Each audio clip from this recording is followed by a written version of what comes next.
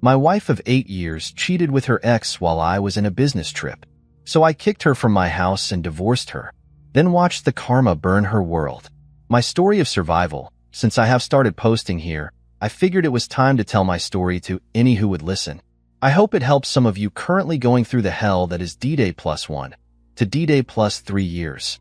In 2014, we had been together for a little over 8 years, married for 6. After supporting her through college to become a teacher, she went through a horrible first year, as teachers often do. I remember her saying she never wanted to teach again. I tried to convince her not to give up after spending 6 years of school. She changed her major twice, over one bad year. It turned into a gigantic fight, and finally after years of supporting her, I lost my cool. Fine, give up on it then, but you have to work. We can't make it on one income. After a few months, she found a job paying well below what she made as a teacher. I thought this was behind us, and that we were getting by just fine. Then my dad passed away. My dad and I had a strange relationship. My parents divorced when I was 12, and he was never really around, and when he was at the bar. Once he was diagnosed with heart failure, my dad began to try to reconnect with his family in his own strange way. But sadly, he had a time clock on his life at that point. My dad was taken off of life support and was given hours. He hung on for 10 days. It was absolute misery. I was a complete wreck. When he passed, we began to learn the hard way just how bad he was with finances. He left his kids a pile of debt to deal with. Naturally, you can assume I wasn't the most pleasant person to be around.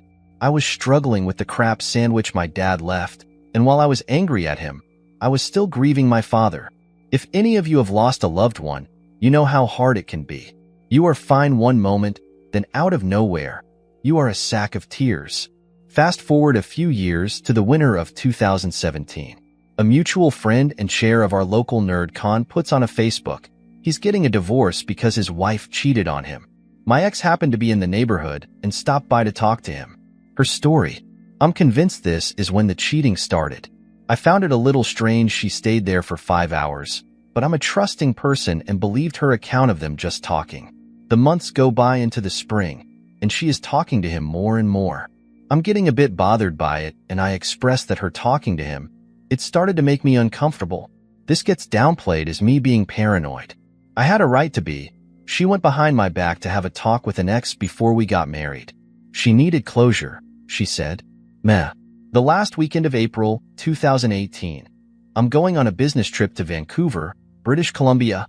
She tells me, since she is home alone, she hated being by herself, often would have her mother come over and stay if I was away on weekends. Red flag? She is going to go out on a totally platonic date with this guy. I am not happy about it, knowing this guy is vulnerable, and it's just not a good idea.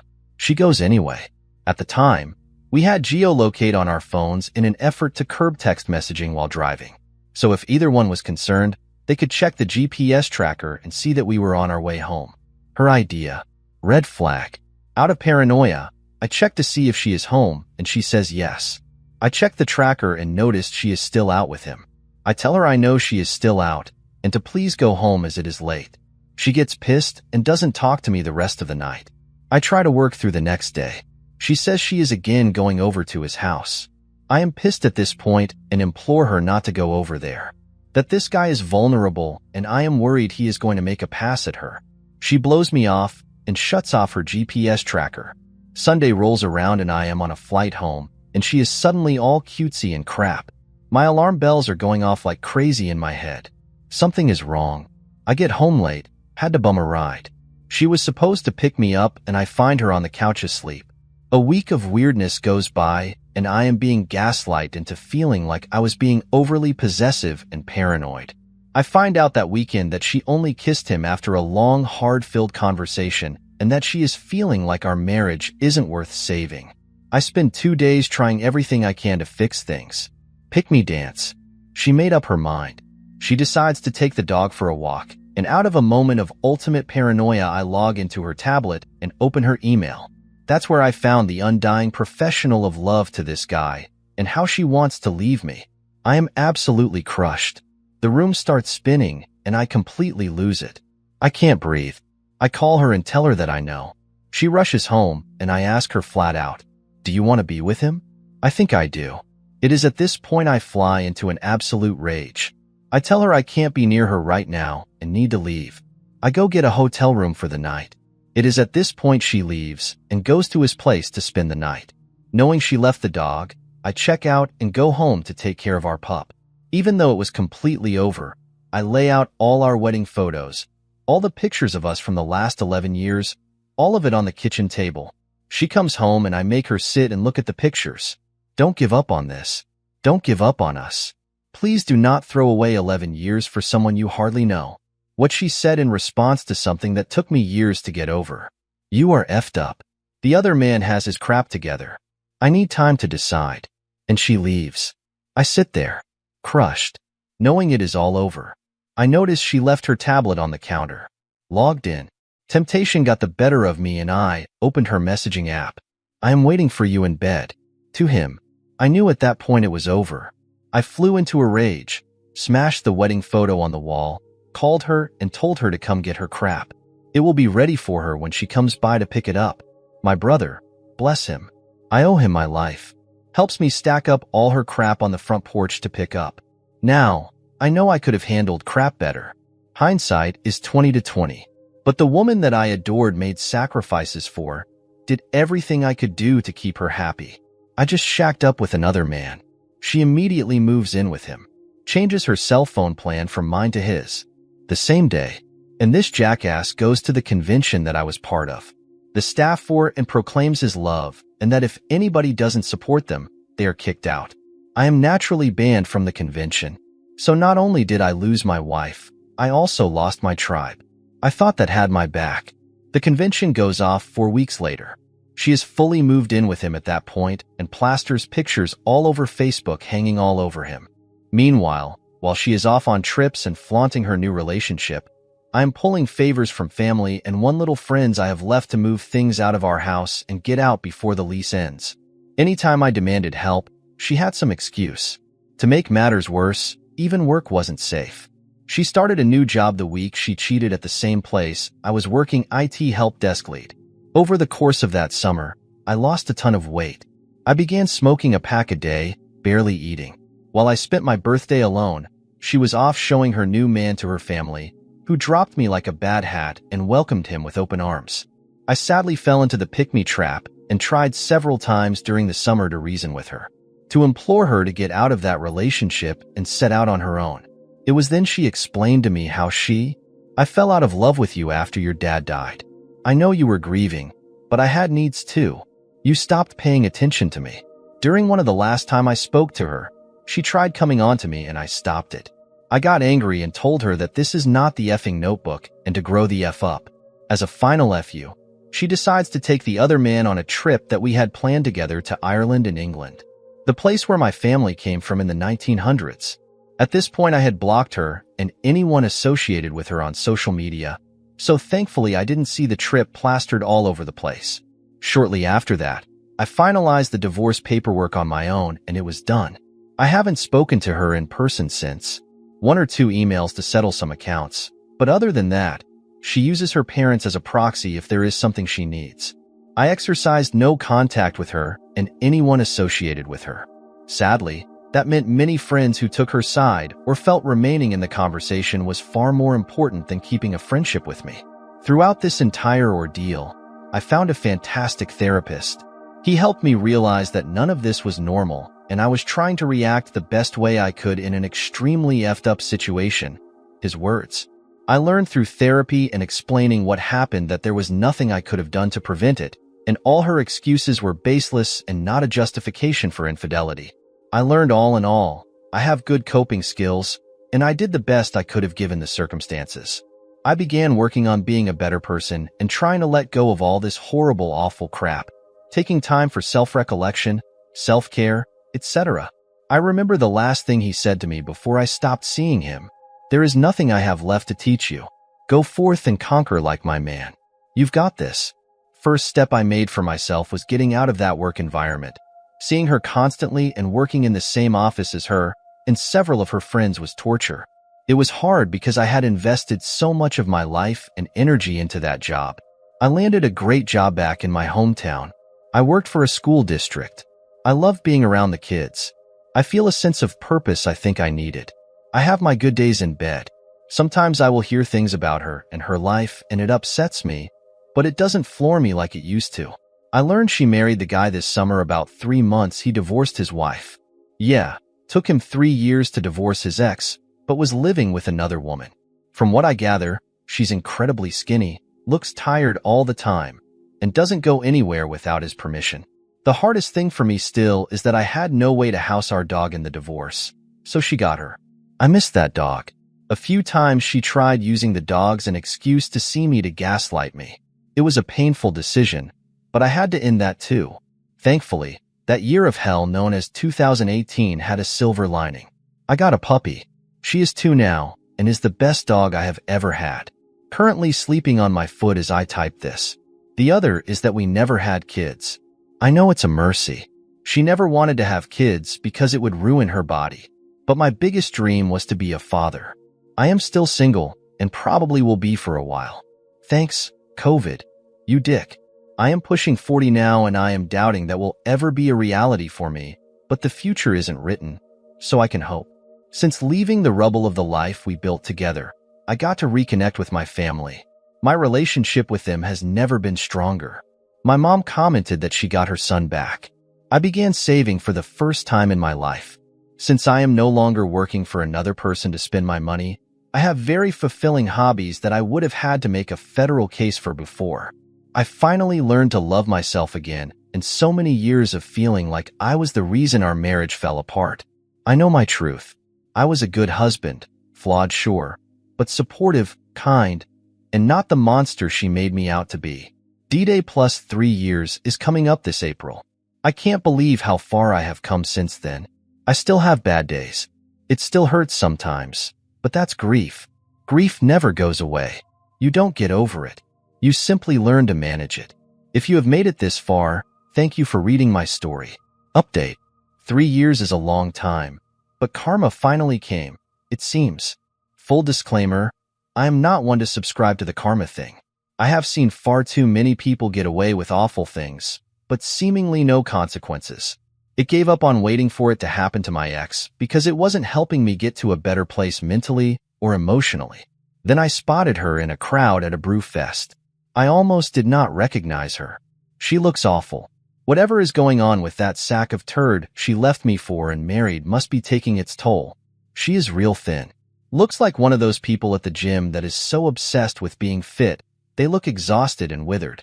A stark contrast from the woman who she used to be. She is 33 and easily looks 10 years older. By instinct, I looked away and avoided eye contact. From what my brother says, she clapped her eyes on both us waiting in line for a beer and got the hell out of Dodge. Later, I am catching up with old friends that had my back turned the whole thing. I learned that she and her husband, a fair partner, are really struggling financially. The convention he rules with an iron fist and kicked me out of, along with anyone who spoke out against him, is being investigated by the IRS, and that many of the people around them are seeing them for the toxic a-holes they really are. My response to hearing the news about how rough she looks or how her life seems to be floating in the toilet, she did this to herself. Update progress. For years ago, almost to the day, the woman I pledged my life to for saking all others cheated on me. It took 6 brutal months to divorce and get no contact to stick, mostly for me. I am posting this for those who are currently going through the gauntlet and maybe answer some questions. It still hurts, though not as much as it did all those years ago. Like a physical open wound, it eventually heals, but the scar will remain. Sometimes scar tissue will hurt. In those first few months, you cannot trust yourself at all. I was manipulated several times into being her emotional cry pillow for something she did to us. Why was I consoling her when she was the one who wrecked everything?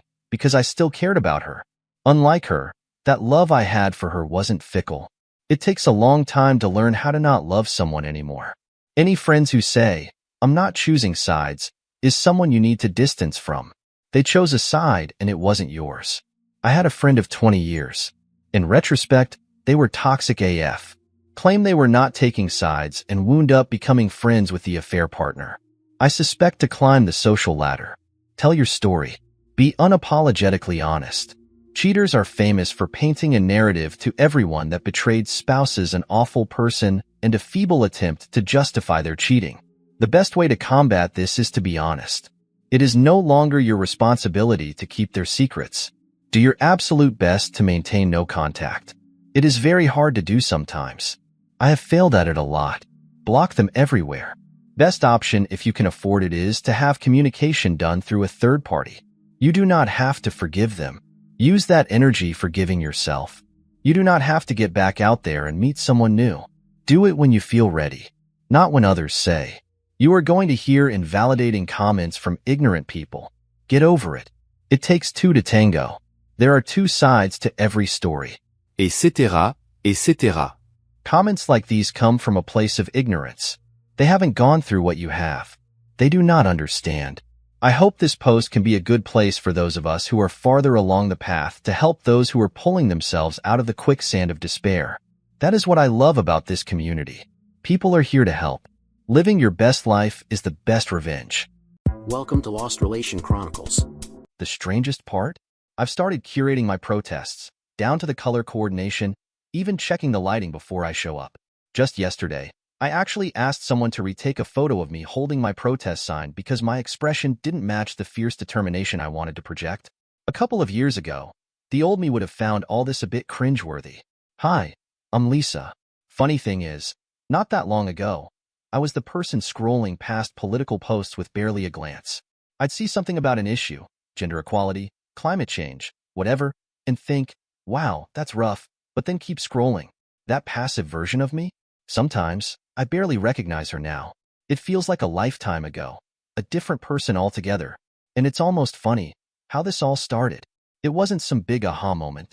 It was a simple repost, an infographic about the gender pay gap. A college friend of mine had told me about making 30% less than her male colleagues, and I was stunned. Then I found myself digging into environmental issues, fast fashion, all because of a documentary I watched late one night that left me wide awake, rethinking my choices. These weren't big, radical shifts at first, just small steps in a direction that kept pulling me forward. Each post I shared felt like peeling back another layer of ignorance I'd been wrapped in. And the craziest part? People began paying attention. At first, it was just a handful of friends, maybe some classmates. Then more and more people started following along, saying they appreciated my honesty, my passion, and the fact that I was figuring things out just as they were. Each morning, I'd wake up to DMs from women sharing their own experiences with workplace discrimination or messages from environmental advocates with resources I hadn't even known existed. Somehow, this community started growing, without me even trying. My follower count went from 10,000 to 50,000 to over 100,000 in what felt like a blink. Out of nowhere, brands started sliding into my DMs, offering partnership deals. My voice mattered. Finally, I was actually making a difference, gaining real traction. But then there's Alistair. God, Alistair. He's everything I want in a partner. Kind, thoughtful, successful. He remembers my exact coffee order, surprises me with my favorite vegan takeout, and always seems to know when I just need a hug. But every time I bring up taking a stand on important issues, he gets this look. You know the one. That careful, measured expression that screams, I don't want to rock the boat. And it drives me absolutely crazy. How can someone see everything that's going on in the world and still choose to stay neutral?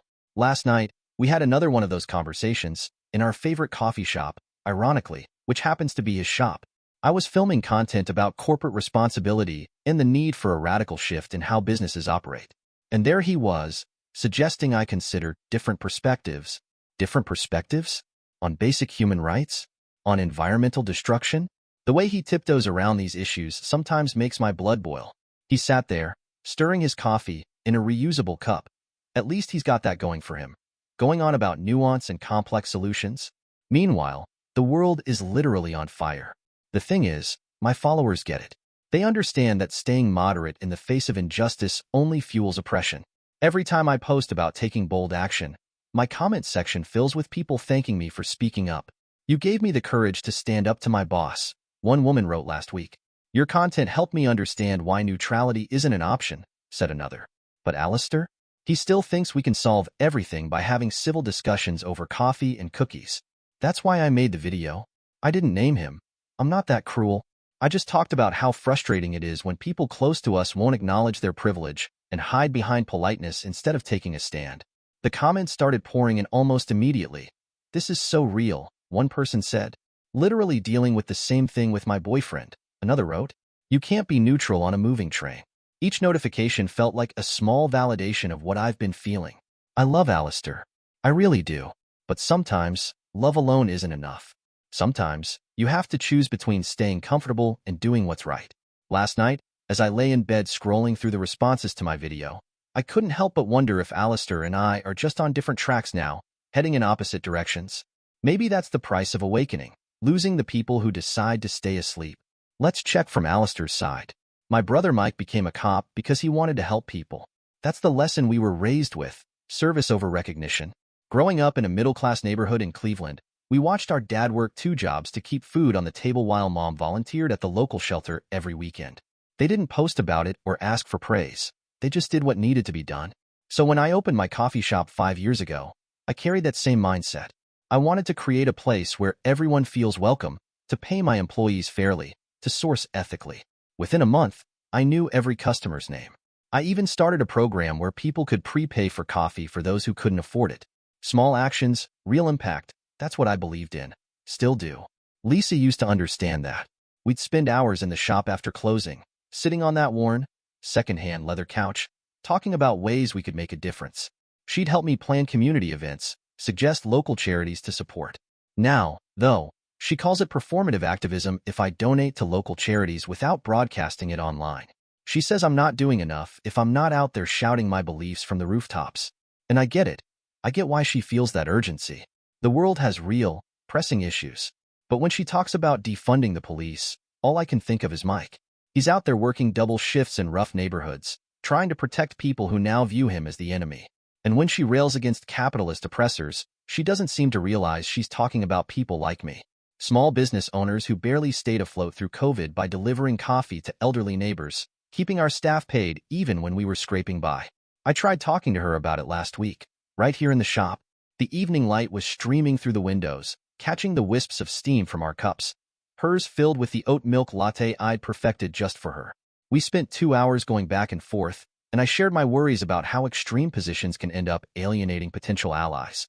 I even told her about Mrs. Rodriguez, a regular who'd stopped coming in after she saw one of Lisa's Instagram stories. It was about privileged moderates who frequent small businesses instead of supporting street vendors, and Mrs. Rodriguez felt like it targeted people like her. But Lisa? She just stared at her phone, occasionally looking up to tell me I was part of the problem. The Lisa I fell in love with 5 years ago would have at least listened. Then came the video. I was restocking the beans, Arabic roast, carefully sourced from a women's cooperative in Yemen, when my phone started buzzing.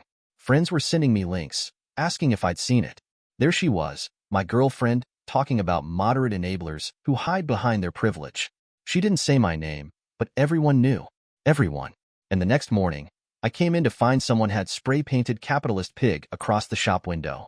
Regular customers have stopped coming in. My social media is flooded with comments calling me a fascist sympathizer. Even the elderly couple who's been here every morning for 5 years sent me a long email saying how disappointed they are in my problematic views because I believe in working within the system to create change. I love Lisa, truly, deeply. But watching her trade our private life for social media approval is like watching someone I love disappear into a character they've created. Each notification seems to pull her further from the person who used to help me close up shop, who knew every regular's name, who understood that real change often happens in those small, quiet moments. And I'm left wondering if there's any way to bring that Lisa back. But for the people who follow my small Instagram page, I added a video. Hey everyone, I want to talk about the push for veganism and its real impact. I get it. Veganism seems like a simple solution for environmental issues, but it's not that straightforward. Did you know that a sudden shift to a vegan diet for millions could severely disrupt our agricultural system? The Food and Agriculture Organization reports that we would need a 70% increase in crop yields to meet the demand. That's a huge challenge and not something that can happen overnight. Also, consider small farmers who rely on livestock for their income. According to the National Farmers Union, 60% of small farms depend on livestock sales. By vilifying these farmers, we risk economic fallout in rural communities. We need to have these discussions with nuance. Holding a phone and shouting about small businesses doesn't help anyone. If we want real change, Let's work together. Consumers, farmers, and businesses, rather than tearing each other down. Meaningful change takes understanding, not division. I never blamed Lisa but tried to talk some sense into her. It did not work. Meanwhile, the numbers don't lie. Ever since her video about moderate enablers, her following has surged. This morning, she had 3 new brand partnerships in her inbox and an invitation to speak at a climate change conference. Now let's check Lisa's side. 2 podcast invitations came in today. This is what influence looks like, right? This is what making a difference feels like. At least that's what I keep telling myself at 3 a.m. when I can't sleep. The comments under my video haven't slowed. Queen, call them out, one says. We need more brave voices like yours, says another. Finally, someone's saying what needs to be said. Each notification feels like a little victory. But then I roll over in my empty bed, and all those victories suddenly feel hollow. Alistair hasn't slept here in 2 weeks. Yesterday, I started typing out a text to him about a funny thing that happened at the vegan cafe. One of those small moments we used to share. My thumb hovered over the send button for a solid minute before I deleted it. Instead, I posted a story about supporting local vegan businesses, and it got 50,000 views. But somehow, it wasn't as satisfying as hearing Alistair's laugh would have been. The brands love my authenticity. That's what they keep saying in their emails. But is it authentic to spend 45 minutes staging the perfect, casual shot of me looking pensively at my laptop, supposedly working on my next activism project? What's real about rehearsing spontaneous reactions to news stories? Alistair would see right through it. He always did. Now my manager's urging me to be more aggressive with my message. Controversy drives engagement, she says. So, I keep posting increasingly radical takes, each one crafted to stir up debate in the comments. The algorithm eats it up, and my follower count jumps another 10,000. But late at night, I still hear Alistair's voice in my head. Is this really making the world better, or just making it louder? The irony hits hard. I'm coordinating my protest outfits now, checking the lighting before joining rallies. Yesterday, I even asked someone to retake a photo of me holding a sign because my activist face wasn't quite right in the first shot. The old me would have been disgusted. The new me posted it with a filter and got 200,000 likes. Between my sponsored posts about sustainable fashion, wearing clothes that cost more than my old monthly rent, and my calls for systemic change, typed on the latest model iPhone, I feel like I'm playing a role, a character that's somehow more successful than the real Lisa ever was. But success has a strange, hollow taste when you can't share it with the one person who believes in the real you. Alistair used to ground me, listening to my passionate rants over midnight coffee at his shop. He'd challenge me just enough to refine my arguments, not to change my beliefs, but to help me think deeper. Now, I'm surrounded by thousands of voices that echo everything I say back at me with heart emojis and yes, queen, comments. No one challenges me. It's all just a chorus, louder than anything I ever imagined. It's easier now, but easier doesn't mean better. Today, I told my followers about the importance of staying true to your values, even if it costs you relationships. It got 50,000 likes. But I didn't tell them how I cried in the bathroom afterward, wondering if these values are still mine or just what my audience expects. The numbers don't lie, but maybe they don't tell the whole truth either. 1 million followers. I should be celebrating, right? Instead, I'm sitting alone in my perfectly curated apartment, surrounded by PR packages from sustainable brands, staring at my phone, which hasn't stopped buzzing with notifications. Everything except the one notification I really want, a text from Alistair. My manager says I'm crushing it. My engagement rates are through the roof. Every brand wants to work with me because I'm authentic. I almost laughed when she said that. Authentic?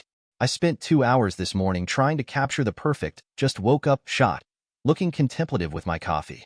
Alistair used to bring me actual coffee in bed, messy hair and all. No filters needed.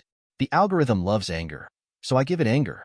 The audience wants righteousness, so I give them righteousness. Each post has to be more extreme than the last to keep engagement up. Yesterday, I found myself arguing against small businesses, the same ones I used to champion, like Alistair's, because that's what my followers expect now. My stomach churned as I hit post, but the likes flooded in. The clicks, the comments, the viral outrage. God, the comments. You're such an inspiration. Thank you for being our voice. You helped me find my truth. But what about my truth? When was the last time I posted something because I genuinely believed in it, and not because it would play well with my audience? I honestly can't remember. Last week, I walked past Alistair's coffee shop. Through the window, I saw him teaching a new employee how to use the espresso machine, patient and kind. like he's always been. The same way he tried to be patient with me when I began turning our private conversations into content. There was a new plant wall inside, replacing the one we'd built together. His is thriving. Mine died months ago because I was too busy filming content about sustainability to actually water it. The irony stings. I've become everything I used to criticize. My closet is packed with gifted, sustainable clothes that I'll wear once for a photo. My bathroom counter is crowded with eco-friendly products I promote but rarely use. I preach about authentic living, yet every aspect of my life feels staged for the camera. Last week, my sister tried to reach out. "You've changed," she said. I blocked her and posted about setting boundaries with toxic family members. 40,000 likes. Each notification feels like another brick added to the wall I've constructed around myself. The worst part? I can't even cry authentically anymore. When I sense tears welling up, my first instinct is to grab my phone and record it. Raw and real content, my manager would say. But there's nothing raw or real about rehearsed vulnerability. Alistair's video about me is still up. I've watched it 17 times, hoping each time to find something to be angry about, something that proves him wrong. Instead, I only see the truth. I've traded real connections for virtual ones, genuine activism for performative outrage, and meaningful impact for empty influence metrics. Remember that video I posted criticizing Alistair for being too moderate? It's my most successful post to date. The one where I discuss authenticity and standing up for your beliefs. It's now being showcased in marketing seminars. But here's the real irony. Alistair, in his moderate way, has accomplished more genuine good with his small coffee shop than I have with all my viral posts combined. I have 1 million followers, yet I've never felt more alone. My phone keeps buzzing with DMs from strangers calling me their role model. Meanwhile, the people who truly knew me, Alistair, my sister, my old friends from the activism groups, have all faded into the background of my perfectly filtered life. They say fame comes at a price, but they don't mention that the cost is losing a piece of yourself. As Lisa's following skyrocketed, her posts dominated feeds with hashtags and catchy slogans, drawing in attention and engagement. For a time, she was the voice of a generation, a self-proclaimed activist leading the charge for change. But trends, especially in the social media landscape, are notoriously fickle. Over the months, her once viral posts began to lose steam. What was once seen as a bold stand became another noise in the overwhelming cacophony of online activism. Followers who had eagerly engaged with her content started to drift away, disillusioned by the performative nature of it all. Many of them began to question whether her passion was genuine or simply a fad, a trend that had run its course. In contrast, Alistair's coffee shop began to thrive. His community-oriented approach resonated with the locals who craved a genuine connection. People appreciated the warm atmosphere and the sincerity behind his small business. They flocked to his shop not just for coffee, but for the sense of belonging he fostered. Word of mouth grew, bolstered by his commitment to quality and his focus on supporting local farmers and suppliers. As Lisa's followers trickled down, her posts became increasingly desperate, trying to reignite the spark that once drew so many to her cause. But the reality was clear. Her crusade was losing relevance, overshadowed by the depth and authenticity Alistair offered through his work. Where she had been a fleeting trend, he was building something sustainable, a community rooted in real connections and shared values. Ultimately, while Lisa's influence faded, Alistair's business flourished, proving that lasting change often comes from genuine effort rather than mere popularity. As Lisa's Instagram page dwindled, her once thriving platform became a painful reminder of her fall from grace. Likes turned to ghosts, and engagement plummeted, leaving her feeling isolated and lost. The vibrant community she had built crumbled, and the pressure to maintain an image only deepened her despair. Instead of uplifting her, social media felt like a relentless spotlight, magnifying her failures and feeding her insecurities. Each notification that used to spark joy now stung with the weight of unfulfilled expectations. In the midst of her struggle, Lisa crossed paths with Alistair again, but he was no longer the same man she once knew. He had moved on with Nia, a warm and genuine soul who seemed to complement Alistair in a way Lisa never could. Watching them together was a bitter pill to swallow, especially since Nia embodied the authenticity Lisa had desperately sought but struggled to maintain.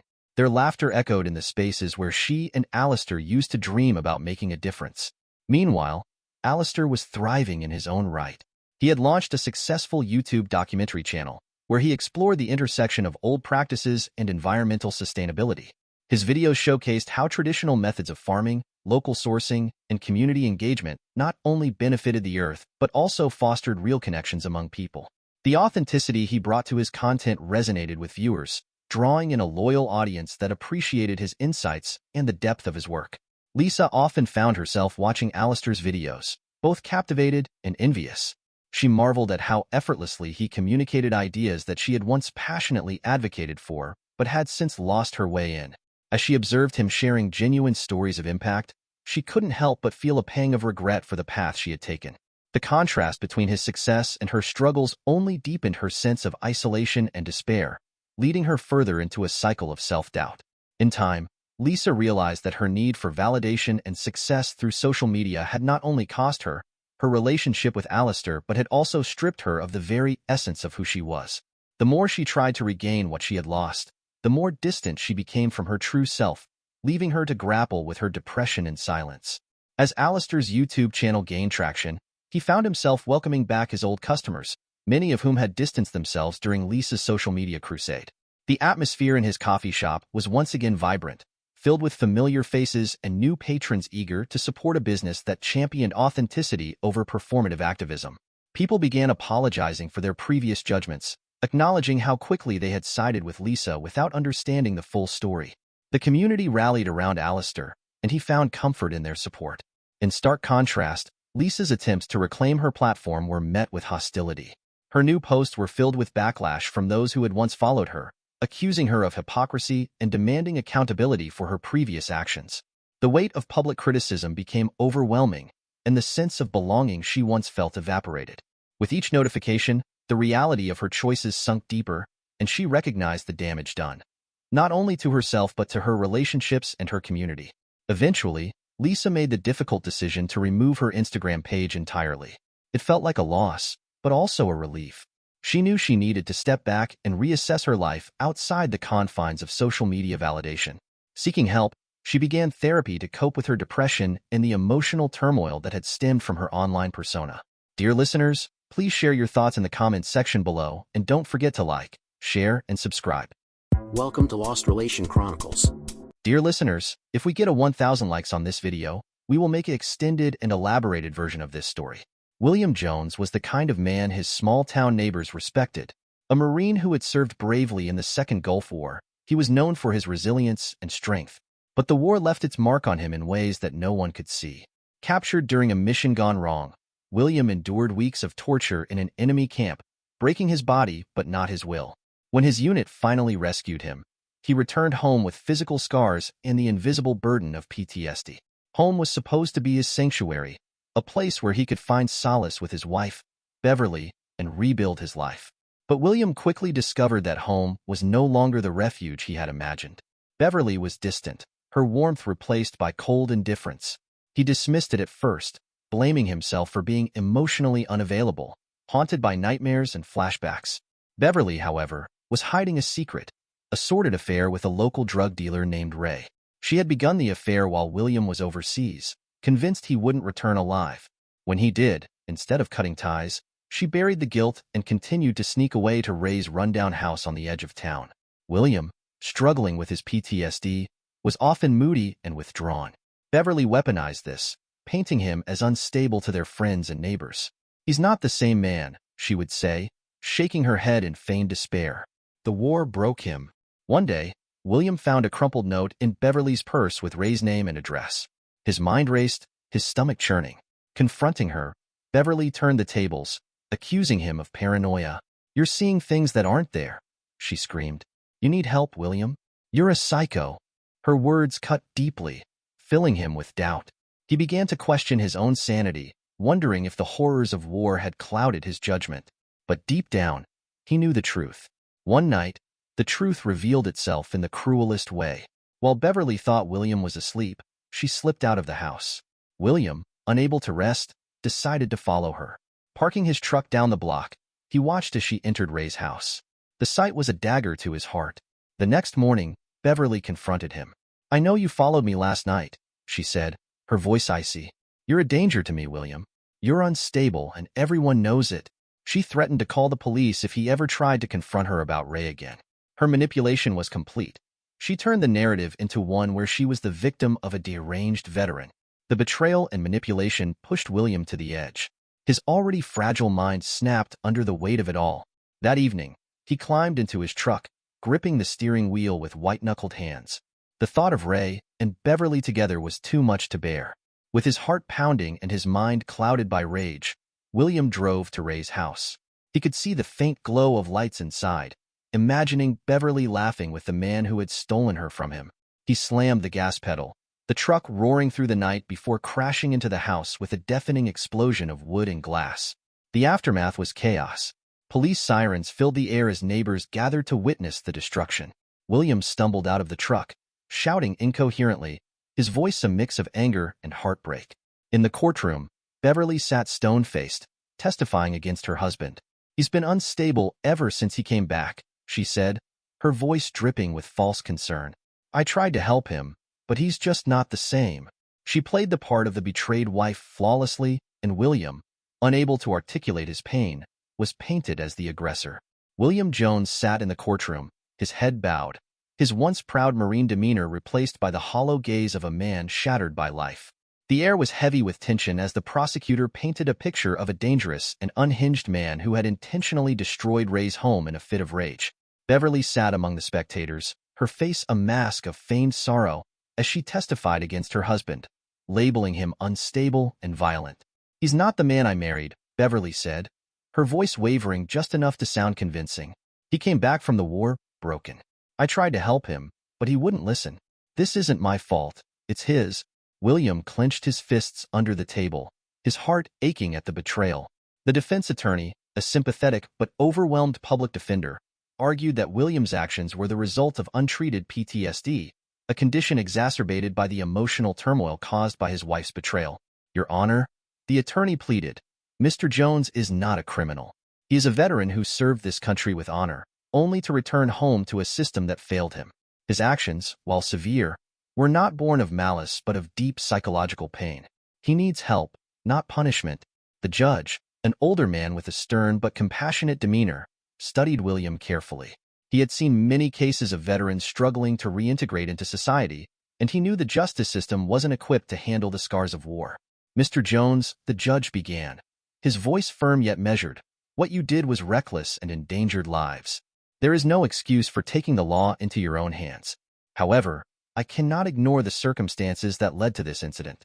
You are a man who gave everything for his country and received very little in return.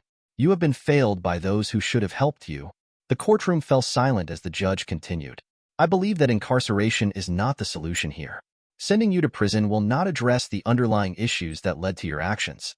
Therefore, I am sentencing you to a long-term stay at Pine Ridge Mental Health Facility, a specialized center for veterans suffering from PTSD and related mental health challenges." William's attorney exhaled a sigh of relief, while William simply stared at the judge, the words barely registering. Beverly's carefully composed mask cracked for a moment, a flicker of annoyance crossing her face. "You will remain in the facility until the doctors determine you are no longer a threat to yourself or others," the judge concluded. "This is not a punishment, Mr. Jones. It is an opportunity for healing. Use it wisely." As the gavel fell, William felt a mix of emotions: rage and disappointment. He was disappointed how his marriage collapsed due to his wife's betrayal. "The day they transferred me to Pine Ridge Mental Health Facility, I didn't know what to feel. Relief? Maybe." The judge's words had cut through the haze of my anger and confusion. "This is not a punishment. It is an opportunity." Opportunity for what? I had no idea. All I knew was that I wasn't being thrown in a cage. At least, not a literal one. The facility was quiet, nestled deep in the woods, far from the suffocating judgment of my small town. The other patients were men and women like me. Haunted eyes, wary movements, their bodies stiff from carrying unseen burdens. They assigned me a room, a small but clean space with a single bed and a window overlooking the forest. For the first week, I barely spoke. Therapists tried to draw me out, but their well-meaning words bounced off the thick walls I had built around myself. It wasn't until I met Major Henry that things started to shift. I was sitting alone in the common room, staring at the muted TV, not really watching. He walked in like he owned the place, broad shoulders, a sharp jawline hidden beneath a salt and pepper beard, and the kind of confidence that only came from surviving too much. "You Jones?" he asked, his voice gravelly, like he'd smoked one too many cigars in his day. I nodded, wary. I'm Major Henry. Heard about you. Marine, right? Yes, sir. It was instinct, drilled into me from years of service. Don't sir me. We're not in the Corps anymore. He sat down across from me, leaning forward, his piercing gaze locking onto mine. But I'm gonna tell you something, Jones. You're still on a mission. You just don't know it yet. That caught my attention.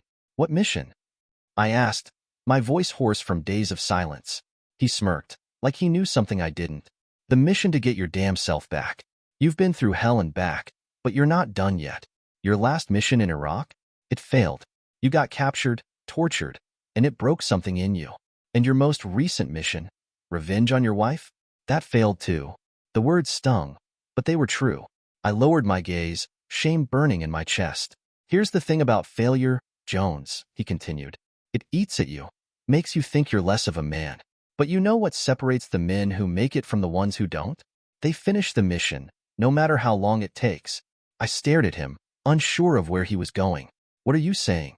I'm saying you've got unfinished business. You can't let her win. That woman betrayed you, used your pain against you, and left you to rot. She thought she broke you. He leaned closer, his voice dropping to a whisper. But she didn't. And now it's time for you to show her who the hell William Jones really is. His words lit a spark in me, one I hadn't felt in a long time. What are you suggesting? I'm not telling you to go full Rambo on her, he said with a chuckle, but you can do a lot more. Then he walked away smiling. Pine Ridge was supposed to heal me, but it became the staging ground for something else entirely. Something I didn't know I needed until Major Henry sat across from me in the common room that day and gave me my marching orders. You want closure, Jones? Real closure, he said, his gravelly voice dropping to a conspiratorial tone. You don't get that by letting the system fix things. You take it. And lucky for you, I know how. I frowned, unsure if I was hearing him right. What are you talking about?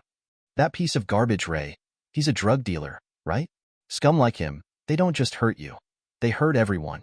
I've seen it before. And I know how to take him down. I stared at him, a mix of confusion and curiosity swirling in my mind. How do you know all this? Henry grinned, leaning back in his chair. I've got my ways, Jones. And I've got a team. Marines, vets like us, who've got nothing but time and a hell of a lot of skills. You want revenge? Real revenge? We take out his operation. We destroy his empire. And we leave him for the cops to clean up. I should have said no. I should have reported him, walked away, anything but what I did. But his words ignited something in me, something primal. I nodded. I'm in, I said. The next few weeks were like being back in the field. Henry's team was a ragtag group of men, all with their own demons. Corporal Stevens, a demolitions expert who'd been in and out of facilities like Pine Ridge since the Afghan War. Gunnery Sergeant O'Malley, a sniper whose PTSD had turned him into a recluse. And a few others, all united by a shared sense of purpose, to take down Ray. Henry orchestrated everything. We started with surveillance, watching Ray's operation from a distance. His house, his stash spots, the runners he used to move product through the town. It was all laid bare under Henry's meticulous planning. See that? Henry said one night, pointing through binoculars at Ray's house. That's his nerve center. Take that out, and the whole operation crumbles. The plan was simple but brutal. 7 of us, armed to the teeth, would hit his operation fast and hard. No casualties. This wasn't about killing. But we would send a message Ray would never forget. The night of the mission, the adrenaline was like a drug, pulsing through my veins. We moved under the cover of darkness, our old training kicking in like muscle memory. Stevens rigged explosives to Ray's stash house, while O'Malley covered us from a rooftop with his scoped rifle. The rest of us breached the property, taking down guards and smashing through doors like we were back in Fallujah. Ray's operation fell apart in minutes. His runners fled, his stash went up in flames, and his money was shredded or scattered in the chaos. When we found Ray, he was cowering in his basement, clutching a pistol with trembling hands. Please, man, I'll give you anything, he begged, sweat dripping down his face. I stepped forward, my gaze cold and steady. You already took everything, Ray. Now it's your turn.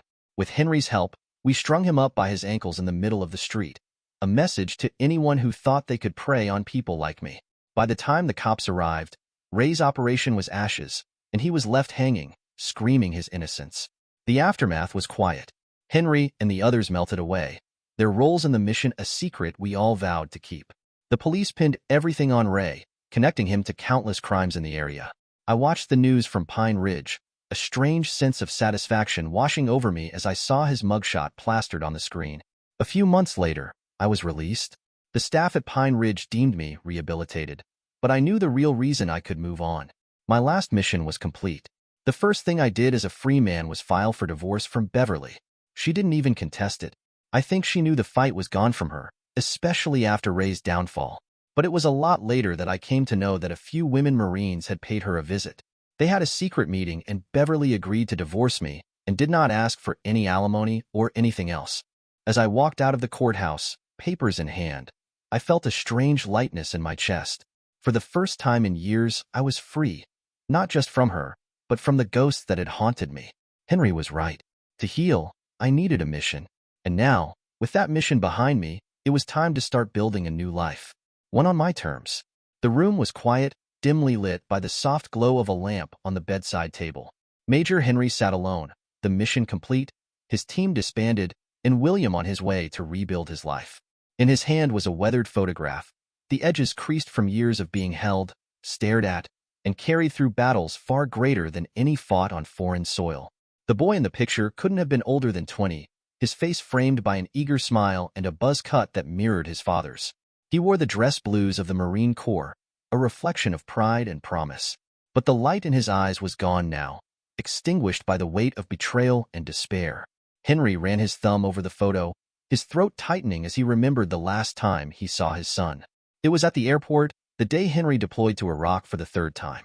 His son had hugged him hard, the kind of hug that lingered, as though trying to say something unspoken. Henry, always the Marine, had clapped him on the back and told him to man up and take care of his mother. He hadn't known what his son was going through. He hadn't known that while he was fighting overseas, his son was waging his own battle at home, a battle he ultimately lost. Henry's wife had cheated, shattering the foundation of their family. His son, feeling abandoned and betrayed, had taken his own life in the garage of their home. Henry hadn't been there to stop it. He hadn't been there to help him. The guilt had consumed him, twisting his memories of war and family into one endless loop of failure. But then William Jones had walked into Pine Ridge, broken, angry, and lost. And for a moment, Henry saw his son in that hollow gaze, in the weight William carried on his shoulders. Helping William wasn't just about taking down Ray or getting revenge. It was about redemption, about doing for William what he couldn't do for his son. Now, alone in his room, Henry held the photograph up and stared at it through watery eyes. "I wasn't there for you," he whispered, his voice trembling. "I failed you when you needed me most. But this time, I didn't fail. Not this time."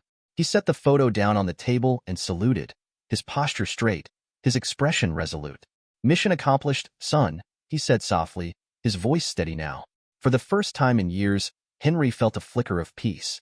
He'd never be able to bring his son back, but in helping William, he'd found a way to honor his memory, a way to say goodbye. Dear listeners, please share your thoughts in the comments section below, and don't forget to like, share, and subscribe. Welcome to the Cheating Tales Lab. We hope you enjoy this story. Let's begin. Jack Thornton's sensible sedan rolled into the driveway of his modest suburban home at 4:30 p.m. on a Wednesday. The 35-year-old high school history teacher sighed. This wasn't how the annual Gettysburg field trip was supposed to end. "Damn you, Tommy Hawkins," Jack muttered, remembering the sickly pale face of the freshman who decorated the tour bus floor with his lunch. The kid had claimed motion sickness, but Jack strongly suspected it had more to do with the 6 hot dogs Tommy had inhaled at the Battlefield Cafe. As he approached the front door, briefcase in hand, Jack heard his wife Sarah's hushed voice drifting through an open window. Sarah was many things, but quiet wasn't one of them. Curiosity piqued, he paused, key hovering near the lock. "I'll be the best wife and mother to them, until Jack gets his wealthy father's inheritance. Then I'll take everything in divorce." Jack's world tilted on its axis. He must have misheard. There was no way Sarah, his Sarah of 10 years, would say something like that. They'd talked about having kids, for Christ's sake. But as he stood there, rooted to the spot, Sarah's voice continued. "Don't worry, Robert. I've got it all planned out. Jack doesn't suspect a thing. He's such a Boy Scout, always so trusting. It's almost too easy. With trembling hands, Jack pulled out his phone and hit record, capturing the tail end of Sarah's conversation. I know. It's taking longer than we thought. But Jack's father isn't exactly on death's door. We just need to be patient. Once I have the money, we can start our new life together. Yes, I love you too. I'll call you later. The sound of Sarah's footsteps approaching snapped Jack out of his daze. He retreated to his car, fumbling with the keys before managing to start the engine and pull away. He drove aimlessly, his mind a chaotic whirlwind of betrayal and disbelief. He found himself at a nearby park, the place where he and Sarah had their first date. The irony wasn't lost on him as he parked and stumbled out of the car. He collapsed onto a bench, his legs suddenly too weak to support him. With shaking hands, he replayed the recording. Each word was a dagger to his heart, confirming that he hadn't imagined it. His wife, the woman he'd pledged to love and cherish till death do them part, was nothing but a gold-digging fraud. As the sun began to set, casting long shadows across the park, Jack pulled out his phone again. This time, he wasn't recording. He was researching. Divorce laws, inheritance rights, anything that might give him an edge in the battle he knew was coming. He'd never been one for confrontation. He was a history teacher, for God's sake. He dealt in facts and dates, not legal warfare. But as he sat there, watching families stroll by and couples holding hands, something hardened inside him. He'd be damned if he'd let Sarah and this Robert character take everything he'd worked for. By the time darkness fell, Jack had a plan. It wasn't much, but it was a start. He'd need help, though. Professional help. And he knew just who to call. The next morning found Jack sitting in the sleek, modern office of Diane Lopez, divorce attorney extraordinaire. She had a reputation for being a shark in the courtroom, which was exactly what Jack needed right now. Diane listened impassively as Jack recounted his story, her face betraying no emotion. When he finished, she leaned back in her leather chair, fingers steepled under her chin. Well, Mr. Thornton, you've certainly found yourself in quite the predicament, she said, her voice cool and professional. The good news is, you've got solid evidence of your wife's intentions. That recording will be invaluable. Jack nodded, feeling a glimmer of hope for the first time since he'd overheard Sarah's conversation. The bad news, Diane continued, is that your wife clearly has a plan, and if she's been working on this for a while, she may have already taken steps to protect herself. We need to move quickly. She outlined a strategy that made Jack's head spin. Gather more evidence. Secure assets. Prepare for a clean break. It all sounded so clinical, so devoid of emotion. But then again, that's probably what he needed right now. One more thing, Mr. Thornton, Diane said as Jack stood to leave. Don't tip your hand. Act normal until we're ready to make our move. Can you do that? Jack thought about the betrayal, the lies, the years of his life wasted on a woman who saw him as nothing more than a meal ticket. He thought about the future he'd planned, now turned to ashes. Yes, he said, his voice hard. I can do that. The drive home was a blur. Jack's mind raced with everything Diane had told him, everything he needed to do. But as he pulled into his driveway, a sense of calm settled over him. He had a plan now. He wasn't helpless. He found Sarah in the kitchen, chopping vegetables for dinner. She smiled when she saw him, and for a moment, Jack's resolve wavered. How could this be the same woman who had so coldly discussed destroying his life? Hey, honey, Sarah said, leaning in for a kiss. How was your day? Jack forced himself to smile, to act normal. Oh, the usual. Kids who'd rather be anywhere but in class. He watched her as she turned back to her chopping, chattering away about her day at the office. How many times had they done this? How many evenings had he sat here, listening to her stories, thinking they were building a life together? Sarah, he said, interrupting her mid-sentence. We need to talk. She turned, a look of confusion on her face. What's wrong? Jack took a deep breath. This was it. No turning back now. I know about your plan, he said, his voice steady. I know about Robert. The knife Sarah had been holding clattered to the floor. Her face went pale, then flushed red. I don't know what you're talking about, she stammered. Jack pulled out his phone, playing the damning recording. As Sarah listened, her face cycled through a range of emotions: shock, anger, fear. It was just a hypothetical conversation, she said weakly when the recording ended. I was just talking to a friend about... Save it, Jack cut her off. He pulled a stack of papers from his briefcase. These are divorce papers. I want you out of the house. Tonight. Sarah's demeanor changed in an instant. The mask of the loving wife fell away, revealing the cold, calculating woman beneath. You can't do this, she hissed. You have no idea who you're dealing with. But Jack was already moving, heading for their shared office.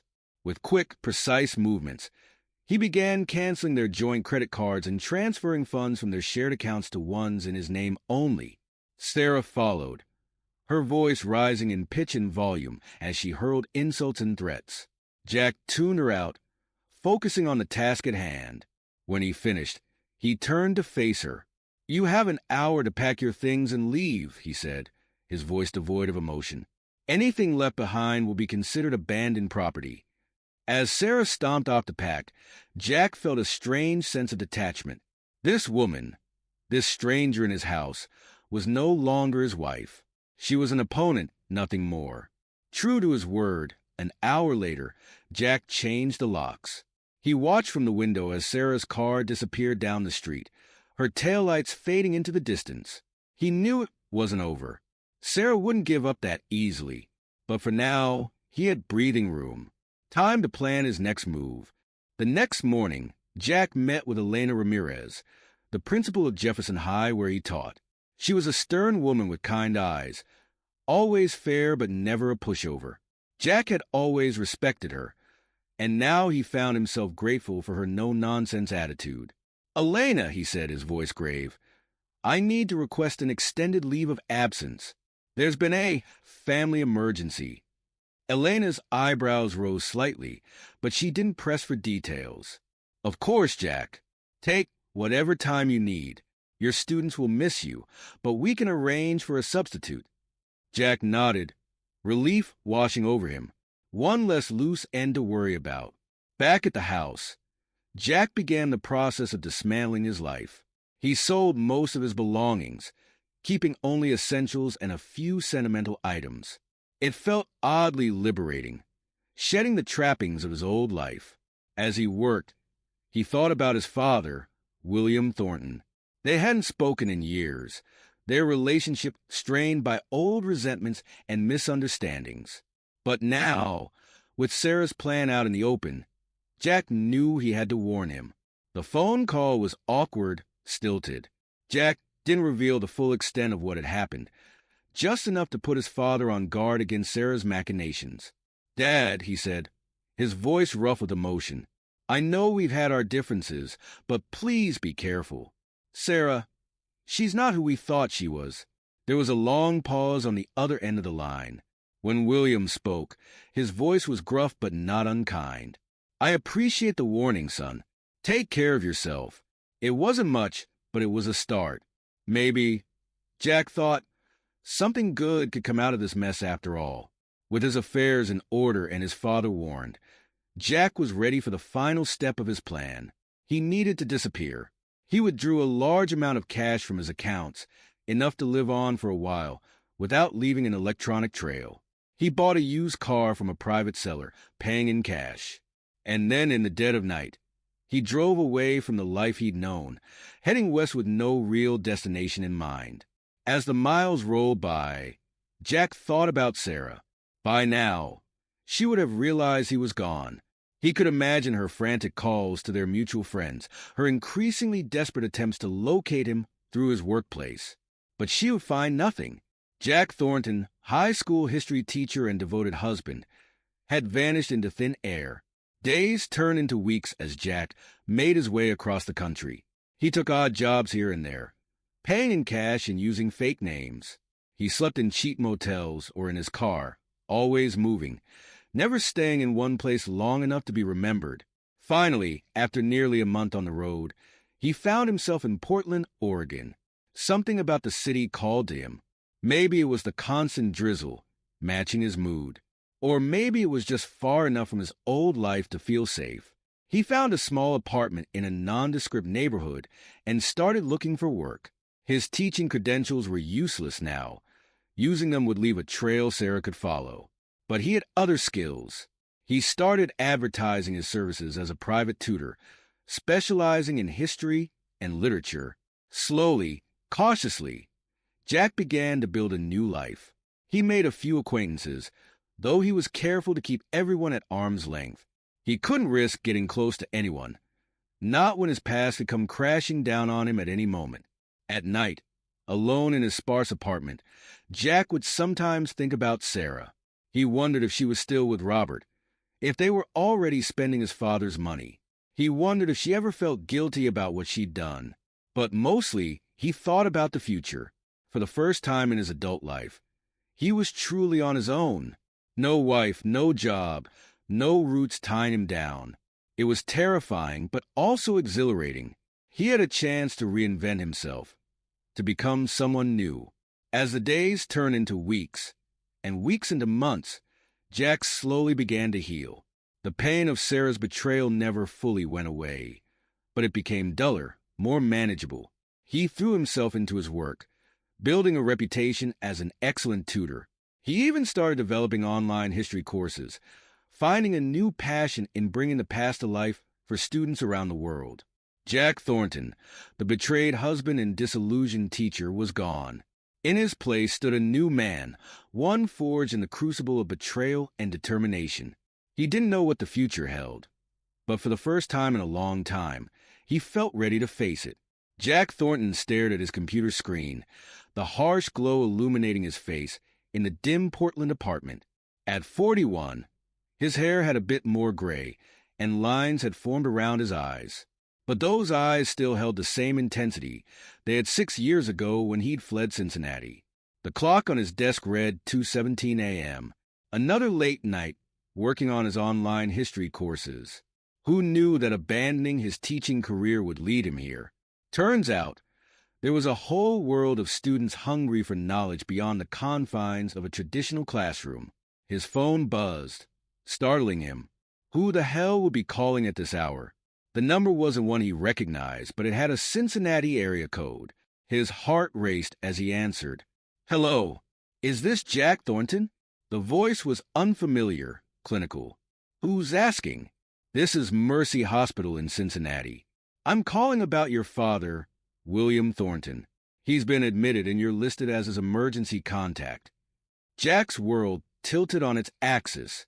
His father, the man he hadn't spoken to in years, save for that cryptic warning about Sarah. How is he? Jack managed to ask, his voice barely above a whisper. The nurse's voice softened. "I'm afraid it's quite serious, Mr. Thornton. Your father is asking for you." Jack closed his eyes, memories flooding back.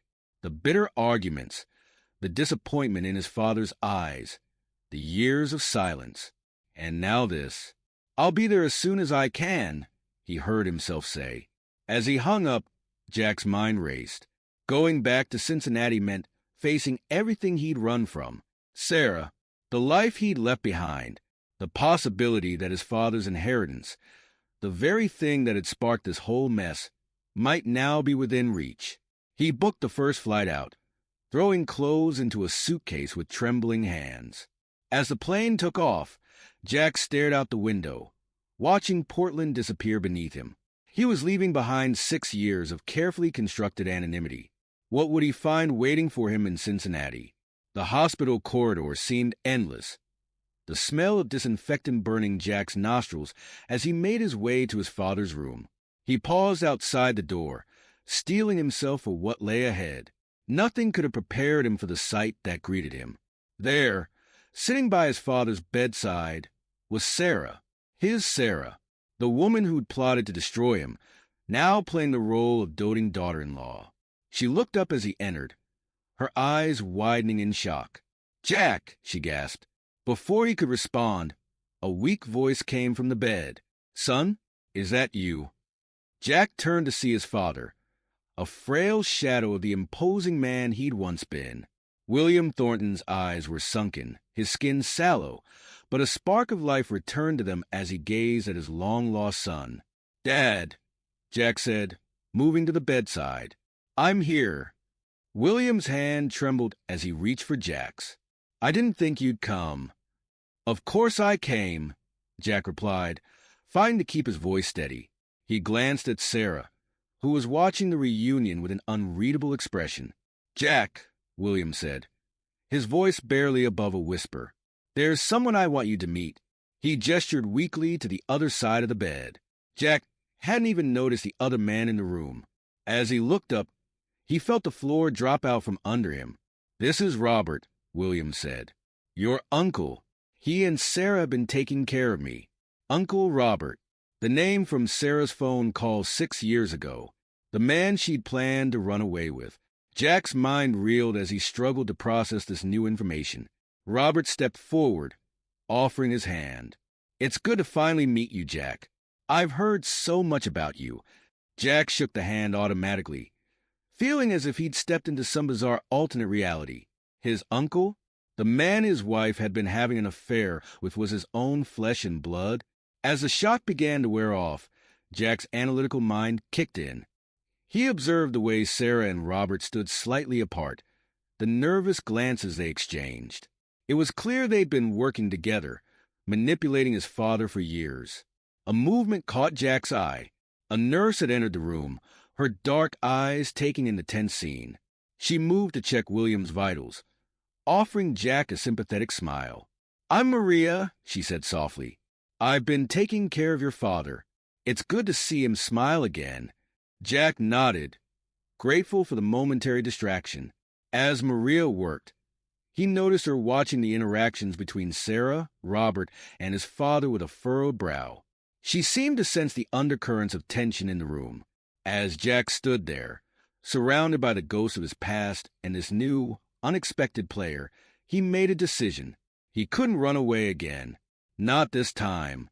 His father needed him, and he needed answers.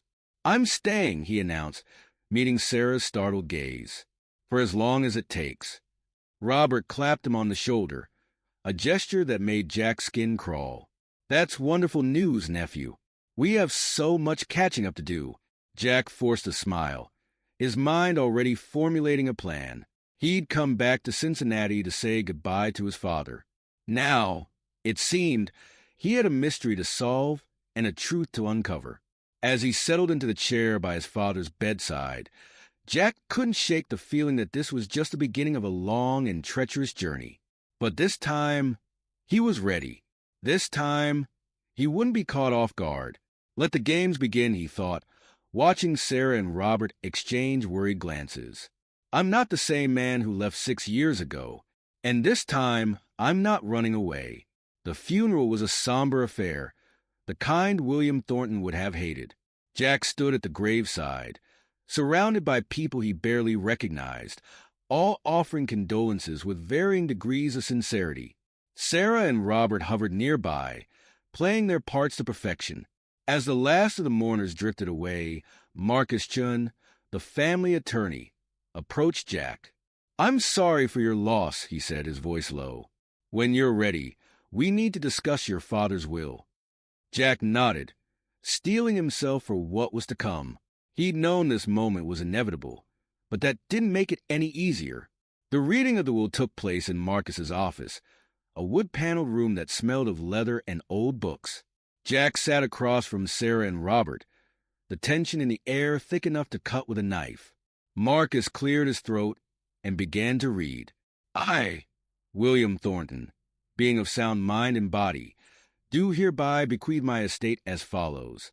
What followed was unlike anything Jack had expected. His father, it seemed, had a flair for the dramatic even in death. The will laid out a series of conditions, tasks that the potential heirs would need to complete to prove their loyalty and worthiness. "This is ridiculous," Sarah sputtered, her carefully crafted mask slipping for a moment. "We've been caring for William for years. Surely that counts for something." Marcus raised an eyebrow. The will is quite clear, Mrs. Thornton. All potential heirs must complete the task set forth. Robert leaned forward, his face a study in false concern. But what about Jack? He abandoned the family. Surely he's not eligible. Jack felt a surge of anger, but he kept his voice calm. I didn't abandon anyone. I left because of circumstances beyond my control. He met Sarah's eyes, watching her flinch at the implied accusation. Marcus held up a hand. Regardless of past events, the will states that all family members have the right to participate, including Jack. What followed was a bitter battle, fought not with fists or weapons, but with legal maneuvers and carefully worded accusations. Sarah and Robert contested the will, throwing everything they had at discrediting Jack. But Jack wasn't without resources of his own. He presented evidence of Sarah's original plan, hinting at Robert's involvement without revealing his full hand. The recording he'd made 6 years ago became a powerful weapon, though he used it sparingly, aware that it was his ace in the hole. As the days turned into weeks, Jack found himself immersed in a world of legal jargon and family politics. He discovered depths of strength he didn't know he possessed, standing firm against the onslaught of Sarah and Robert's machinations. But it wasn't just about the inheritance anymore. As Jack dug deeper, he began to uncover troubling inconsistencies in the family company's finances. Late-night research sessions and clandestine meetings with loyal employees painted a disturbing picture of embezzlement and fraud. One night, as Jack pored over financial records in his hotel room, he heard a soft knock at the door. He opened it to find Sarah standing there, looking uncharacteristically vulnerable. "Can we talk?" she asked, her voice barely above a whisper. Jack hesitated, then stepped aside to let her in. He watched as she paced the room, wringing her hands. "I didn't know," she finally said. "About Robert, about the company. I swear, Jack, I had no idea how deep this went." Jack studied her, trying to gauge her sincerity. "Why should I believe you?" Sarah's eyes filled with tears. "Because I'm trapped, Jack. I made a terrible mistake, and now I don't know how to get out." As Sarah poured out her story, Jack felt a mix of emotions: anger, pity, and a grudging admiration for her survival instinct. She painted a picture of manipulation and deceit, with Robert as the puppet master pulling all the strings. When she finished, Jack remained silent for a long moment.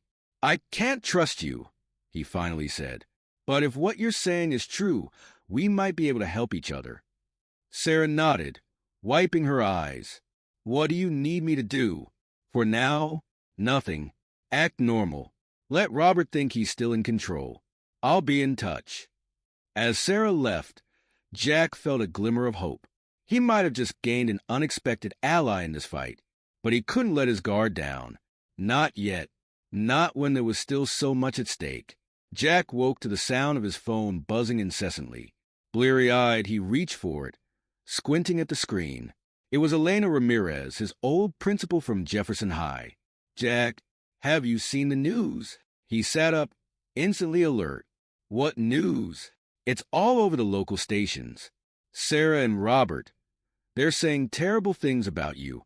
Elder abuse, abandonment, theft from the family business." "Jack, what's going on?" Jack's mind raced. He'd expected Robert to fight dirty. But this was a declaration of war. He flipped on the TV, his stomach churning as he watched Sarah, tears in her eyes, recount how he'd abandoned his family. Robert stood beside her, playing the role of the supportive uncle to perfection. "Jack Thornton is not the man we thought he was," Robert said, his voice dripping with false sincerity. "He left his family behind, ignored his father's illness, and now he wants to swoop in and claim an inheritance he doesn't deserve." Jack's phone buzzed again.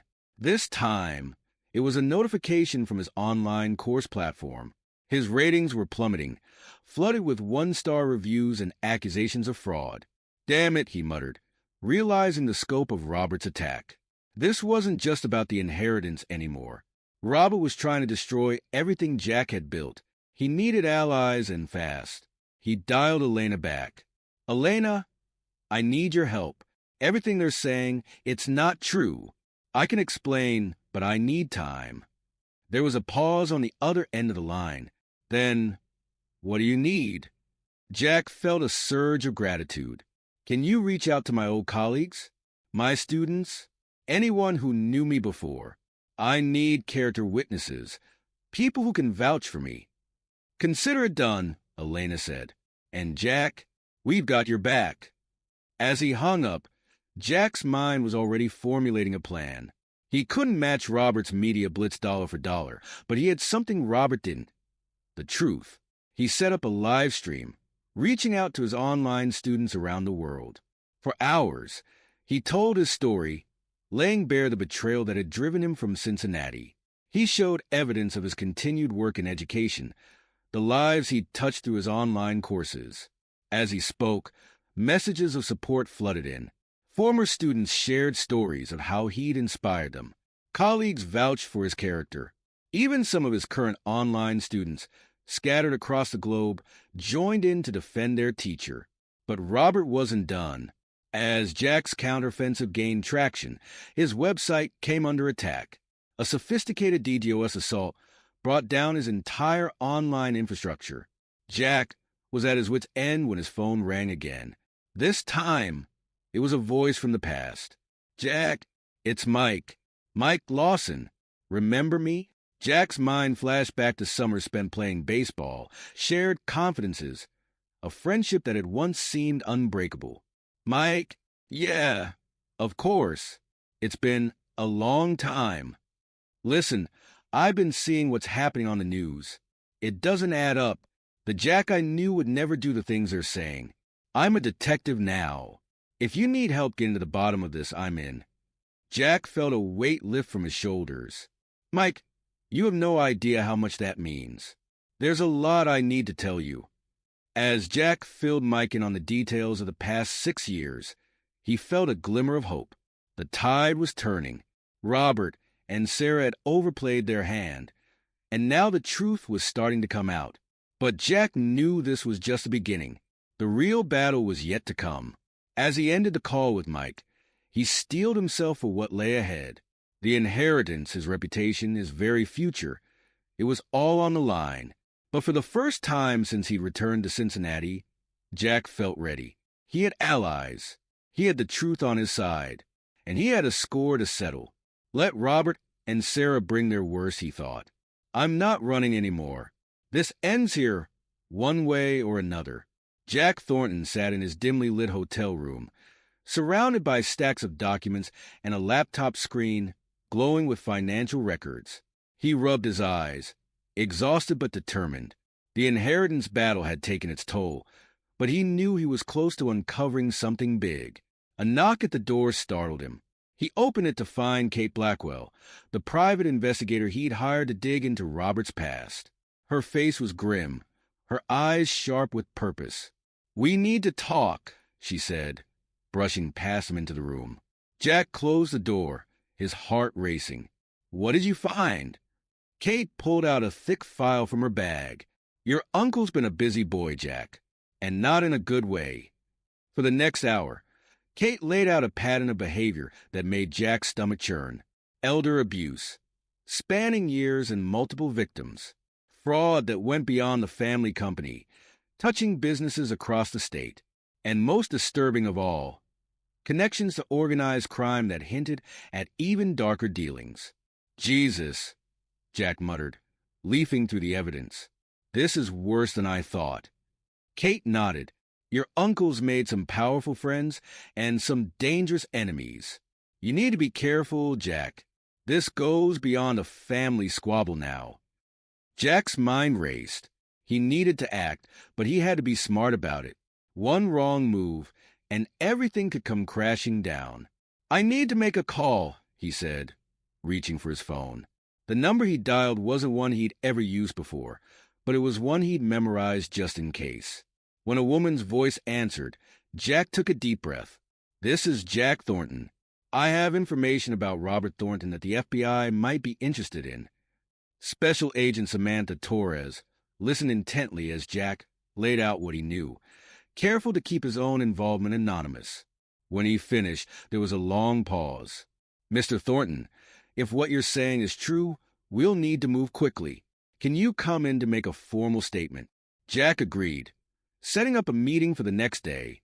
As he hung up, he felt a mix of relief and apprehension. The wheels were in motion now. There was no turning back. Over the next few weeks, Jack found himself living a double life.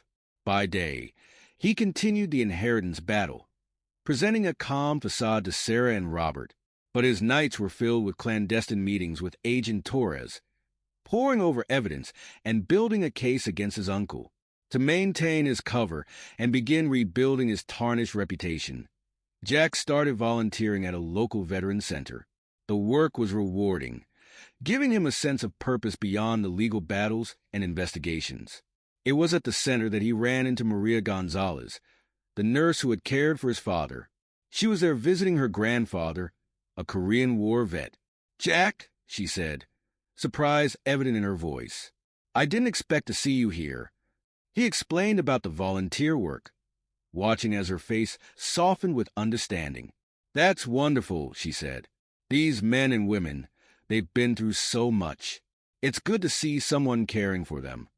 As they talked, Jack found himself opening up to Maria in a way he hadn't with anyone since returning to Cincinnati. She listened without judgment, offering support and, occasionally, valuable information about Robert's visits to the hospital during William's illness. Their friendship grew over shared cups of terrible hospital coffee and late-night conversations.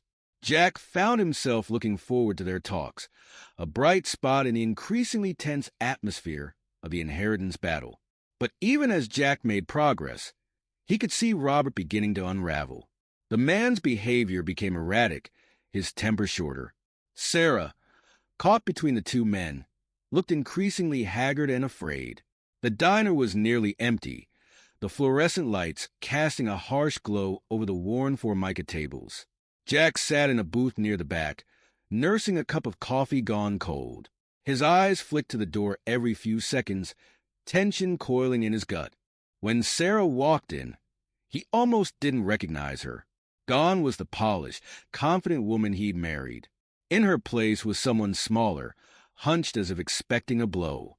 "Jack," she said, sliding into the booth across from him. Thank you for meeting me." He nodded, studying her face. The bruise on her cheek had faded to a sickly yellow, but the fear in her eyes was fresh. "I know about Robert's crimes," he said without preamble. "All of it. The elder abuse, the fraud, the mob connections. It's over, Sarah." She flinched, then sagged, as if a great weight had been lifted from her shoulders. "What are you going to do?" "The FBI is already involved, but they need more. They need someone on the inside." Jack leaned forward, his voice low and intense. "That's where you come in." Sarah's eyes widened. "You want me to testify against Robert?" "Jack, you don't understand. He'll kill me." "We can protect you," Jack insisted. "But this is your chance, Sarah. Your chance to make things right." For a long moment, Sarah was silent, her fingers tracing patterns on the scratched tabletop. When she looked up, there was a determination in her eyes that Jack remembered from their early days together. "Okay," she said. "I'll do it. For William. For us. For everything I destroyed." Jack felt a weight lift from his chest. This was it. The final piece they needed to bring Robert down. As they stood to leave, the diner's bell jingled. Jack looked up to see Robert standing in the doorway, his face a mask of rage. "You bitch!" Robert snarled, advancing on Sarah. "I knew you'd betray me." Everything happened in a blur. Robert reached into his jacket, pulling out a gun. Sarah screamed, and Jack moved. Years of pent-up anger and betrayal fueled him as he lunged at Robert. His hand closed around Robert's wrist, twisting the gun away. They grappled, crashing into tables and chairs. Jack was dimly aware of Sarah shouting, of the diner's other patrons fleeing, but his focus was entirely on Robert, on the madness in the other man's eyes. With a move he'd learned during his years away, Jack managed to disarm Robert, sending the gun skittering across the floor. He pinned his uncle to the ground, panting heavily. "It's over," Jack growled. "You've lost." As if on cue, the diner's door burst open and FBI agents poured in, led by Agent Torres. As they cuffed Robert, Jack became aware of a dull pain in his side. He looked down to see a growing red stain on his shirt. "Jack!" Sarah cried, rushing to his side. "Oh, God, you're hurt." He waved her off, his eyes meeting Agent Torres. "Tell me you got all that on camera." The agent nodded, a small smile playing at her lips. "Every second. You did good, Thornton." As paramedics swarmed around him, Jack felt a sense of peace wash over him. It was done. Finally, after all these years, it was done. The courtroom was packed, a low murmur of voices filling the air. Jack sat at the plaintiff's table, his side still tender from the knife wound Robert had managed to inflict during their struggle. But the physical pain was nothing compared to the emotional weight of the past few months. As the judge entered and called the court to order, Jack's eyes swept the room. Sarah sat on the defendant's side, looking small and defeated. Robert, in his prison jumpsuit, glared daggers at anyone who dared meet his gaze. The proceedings moved quickly. FBI agent Torres presented the evidence gathered during their investigation, laying out a damning case of embezzlement, elder abuse, tax evasion, and attempted murder. When it was Jack's turn to testify, he stood tall, his voice steady as he recounted the events that had led them all to this moment. The recording of Sarah's phone call from 6 years ago played through the courtroom speakers, and Jack watched as the color drained from Robert's face. But the real surprise came when Marcus Chun, the family attorney, took the stand. The normally unflappable lawyer looked nervous as he cleared his throat. "Your Honor," he began, "I have a confession to make. For the past several years, I've been gathering evidence against Robert Thornton at the behest of the late William Thornton." A gasp went through the courtroom. Jack leaned forward, his heart pounding. Marcus continued, his voice growing stronger. "William suspected Robert's criminal activities long before his death. He made me promise to keep silent until the truth could be revealed in full. The evidence I've collected corroborates everything Mr. Jack Thornton and the FBI have presented." As Marcus detailed years of Robert's misdeeds, Jack felt a complex mix of emotions. Grief for his father, who had known the truth but couldn't share it, anger at the years of deception, and a bittersweet pride that William had, in his own way, been looking out for Jack all along. The judge's ruling, when it came, was decisive. Robert was found guilty on all counts, facing decades in prison. The family business and William's entire estate were awarded to Jack, as the only remaining heir untainted by criminal activity. As Robert was led away in handcuffs, still hurling threats and insults, Jack felt a tap on his shoulder. He turned to find Sarah standing there, tears streaming down her face. "Jack," she said, her voice breaking, "I know I have no right to ask this, but can you ever forgive me?" Jack looked at her for a long moment, seeing not the woman who had betrayed him, but the girl he had fallen in love with all those years ago. He thought of all the pain, all the lost years, all the what-ifs that had haunted him. "Sarah," he said finally, his voice gentle but firm, "I forgive you, not for you, but for me. I need to let go of this anger if I'm ever going to move on, but forgiveness doesn't mean forgetting. We can't go back. You understand that, right?" She nodded, a sad smile on her face. "I understand. Thank you, Jack, for everything." As Sarah walked away, Jack felt a chapter of his life closing, but instead of sadness, he felt a sense of possibility. He had his father's legacy to uphold, a chance to do some real good in the world. In the weeks that followed, Jack threw himself into establishing a foundation for education and elder care. He used his inheritance to fund scholarships for underprivileged students and to improve conditions in nursing homes across the state. As he stood at the podium during the foundation's opening ceremony, Jack thought about the long, twisted road that had led him here. He thought about his father, about Sarah, about Robert. about the man he had been and the man he had become. My father once told me that true strength isn't about how hard you can hit, Jack said to the assembled crowd. It's about how much you can take and keep moving forward. This foundation is about moving forward. It's about taking the pain of the past and turning it into hope for the future.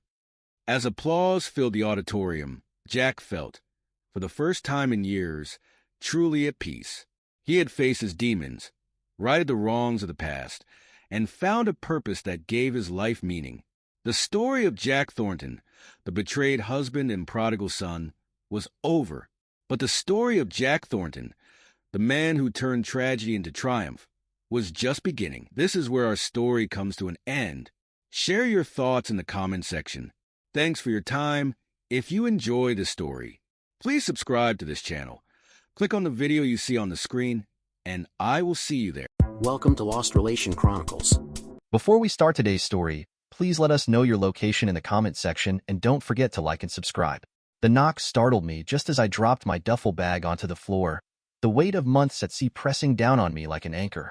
My boots scraped against the hardwood as I froze, heart thudding. That wasn't Sophia's knock, too sharp, too insistent. When I opened the door, I found Nathan standing there, his posture rigid, his face twisted with an unsettling mix of anger and something that looked dangerously close to pity.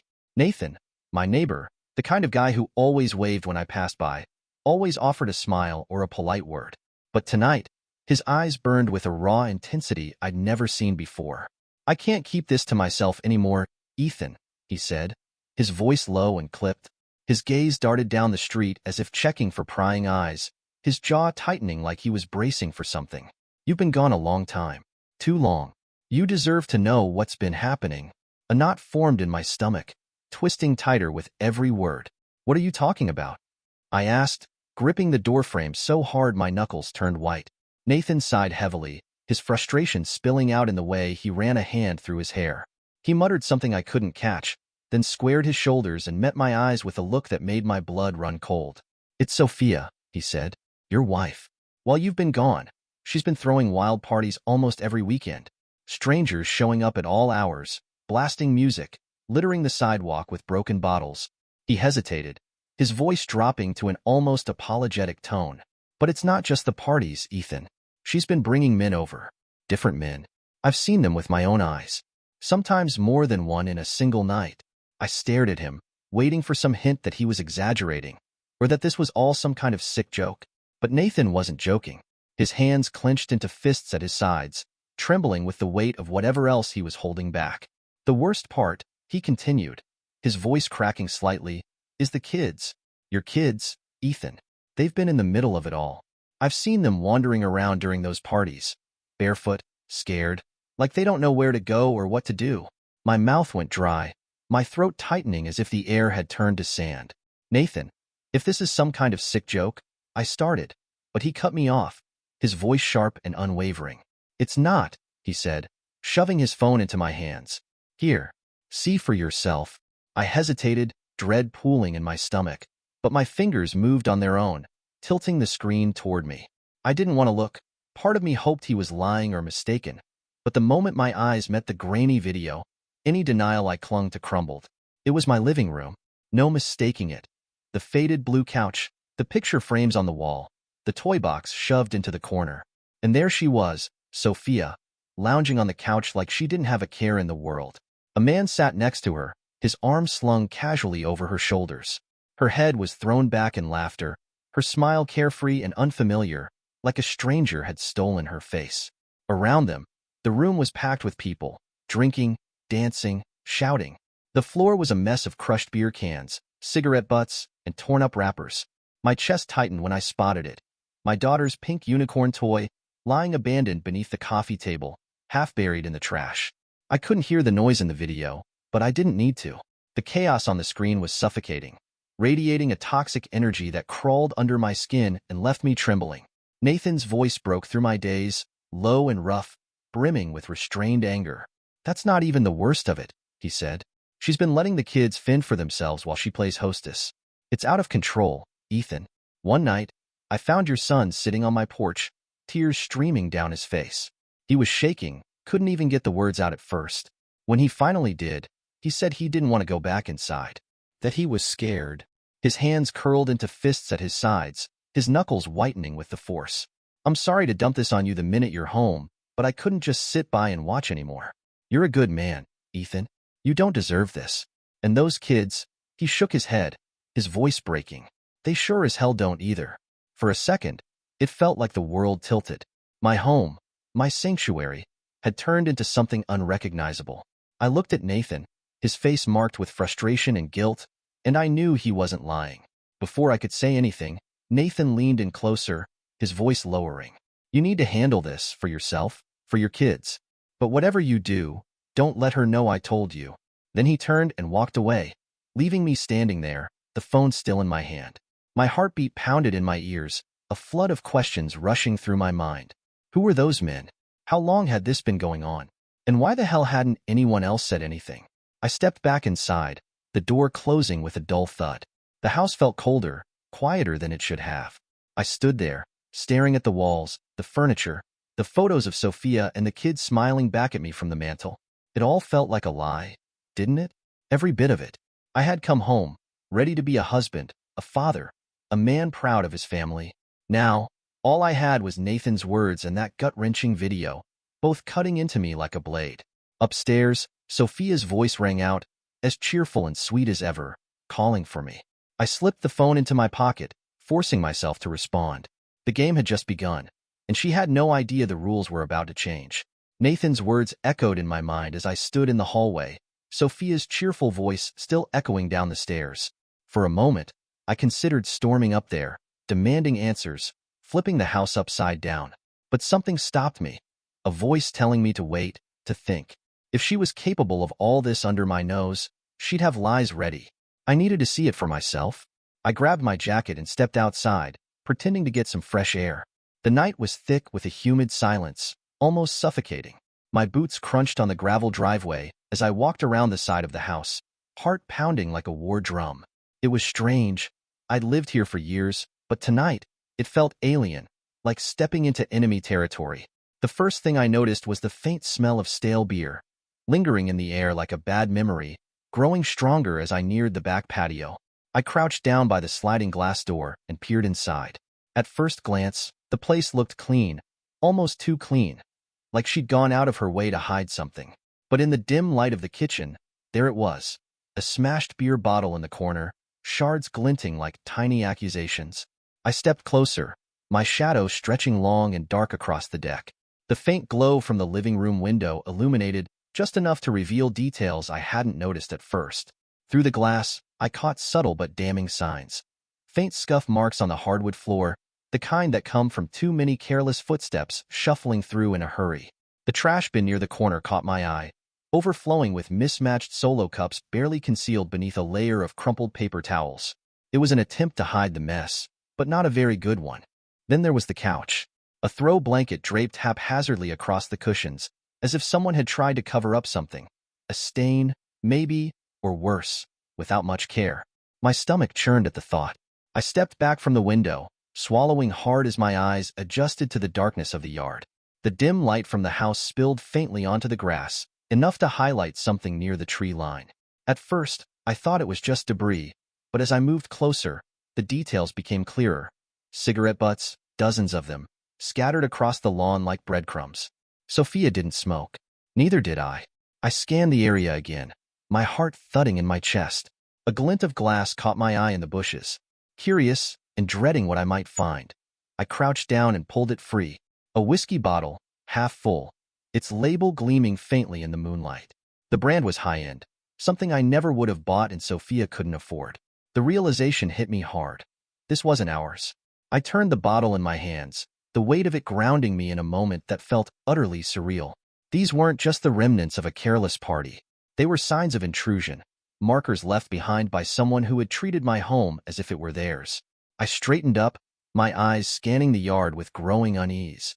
This wasn't just a mess Sophia had allowed. It was evidence of something deeper, someone else laying claim to a space that wasn't theirs to take, someone who didn't belong here. The urge to storm back inside was almost too much to handle, but I clenched my fists and forced myself to breathe. I couldn't let her know I was onto her. Not yet. This wasn't just about catching her. It was about understanding the full extent of what she'd done. I couldn't confront her without all the pieces of the puzzle. Not if I wanted the truth. I slipped the whiskey bottle into my jacket pocket and made my way back to the front door, my mind racing with questions. Why had Nathan waited so long to tell me? Who were these people she'd let into our home? And most importantly, what else had she been hiding from me? As I stepped inside, the scent of Sophia's perfume hit me, too sweet, suffocating. She was standing in the kitchen, phone in hand, smiling like everything was fine. "Hey, where'd you go?" she asked, her voice light and carefree. "Just needed some fresh air," I said, forcing my tone to stay calm. My eyes scanned the room, landing on the spot where Nathan's video had shown a stranger just nights ago. I clenched my jaw, offering a smile in return. "Did you miss me?" she teased, stepping closer, completely unaware that the game had already begun. "Not yet, Sophia," I thought to myself. Not yet. I barely slept after that night. The scuff marks, the whiskey bottle, Nathan's words. They all swirled in my mind, forming a picture I wasn't ready to see. But I knew one thing for certain. I needed to know everything. Confronting Sophia too soon would give her the upper hand. I needed undeniable proof, something she couldn't explain away. The next day, I called Butch, my old Marine buddy who ran a security company. He owed me a favor, and I wasn't shy about cashing it in. "I need cameras," I told him, my voice steady but cold. "Hidden ones. Everywhere. Discreet." Butch didn't ask questions. By nightfall, the cameras were installed, tiny, undetectable lenses tucked into corners, vents, and fixtures. Living room, kitchen, hallway, bedroom. There wasn't a single blind spot. I watched the setup silently, jaw clenched, every fiber of my being screaming that this was the right move. Sophia was out with the kids when it happened. She never suspected a thing. For weeks, I waited, checking the footage every chance I had while aboard the ship. At first, there was nothing. Sophia went about her day. The kids played. For a moment, I began to doubt myself. Maybe Nathan was exaggerating. Maybe the party signs were old. Maybe I was just looking for something that wasn't there. Then, I saw him. It was late, barely a sliver of moonlight illuminating the house. Sophia had put the kids to bed and was lounging on the couch, scrolling through her phone. At first, it seemed normal, almost boring. But then, headlights flashed through the living room window. She jumped up, her face lighting up in a way I hadn't seen in years. My chest tightened as she opened the door. "Owen," she said, the air feeling like it was punched out of my lungs. Owen wasn't just anyone. He was a guy I knew, a guy I trusted. We weren't close friends, but he was familiar enough to make this whole thing 10 times worse. He was holding a bottle of champagne, grinning like he owned the place. Sophia welcomed him with open arms, her smile wide, eyes sparkling. Then she hugged him and planted a kiss on his lips. "Long day?" he joked, stepping inside. "You have no idea," she replied, her tone dripping with something I didn't recognize anymore. She shut the door behind him, her hand brushing his back as she did. I watched as they moved into the living room, champagne glasses appearing out of nowhere. Sophia poured, her movements deliberate, almost flirtatious. She sat close to him on the couch, too close. They laughed together, their heads tilting toward each other in that sickeningly intimate way. My fists clenched as I watched her lean in, her hand casually resting on his knee, pushing her skirt up. It wasn't outright betrayal yet, but it was enough to make my blood boil. The worst part wasn't even how close they were. It was her face. That easy, glowing smile she used to reserve for me. The light in her eyes that used to greet me when I came home from deployment. It was all there, but it wasn't mine anymore. I fast-forwarded the footage, needing to know how far this went. Their laughter grew softer, their movements slower. She touched his arm, her fingers lingering, and he leaned in closer, kissed her again, and started removing her clothes. My stomach churned. Anger, disbelief, and a sickening sense of inevitability flooded through me. Finally, I shut the app, my hand trembling as I gripped the phone. The walls of my bunk felt like they were closing in. The familiar hum of the ship's engines no longer provided any comfort. This wasn't just a mistake or misunderstanding. No, this was real. Sophia had brought another man, Owen of all people, into my home, into our home. I stared at the ceiling, my heart pounding, as the pieces of the puzzle began to fall into place. How long had this been going on? How many times had Owen, or others, walked through my door like they belonged here? And what kind of person had Sophia become, smiling at him like that while our kids slept upstairs? The rage inside me wasn't just for her. It was for me too. For being blind. For trusting her. for giving my life to someone who had already decided I wasn't enough. I took a deep breath, forcing myself to stay calm. This wasn't the time to lose control. This was the time to prepare. Owen might have been the first piece, but I knew there was more, and I was going to uncover every single bit of it. The footage started innocently enough, just like the other nights I'd been watching. Sophia was in the kitchen, pouring herself a glass of wine, while Owen lounged on the couch like he owned the place. His legs were propped up on my coffee table, the same table where my kids and I used to sit and play board games. My chest tightened as I watched him glance toward the stairs. "Are they asleep?" he asked casually, taking a sip from his glass. "Yeah," Sophia replied, her tone too relaxed, too familiar. She joined him on the couch, her movements slow and deliberate. She tucked her legs under her, leaning closer.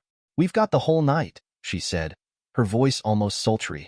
I fast-forwarded, knowing what was coming, but still not ready to watch it unfold in real time. They stayed up late, talking, laughing, their bodies inching closer until there was no space left between them. When the lights went out, my vision blurred with rage, but I forced myself to keep watching. This wasn't just anger, it was strategy. Every second was evidence. Every touch, every laugh, every betrayal. It was all building towards something. What happened the next morning gutted me.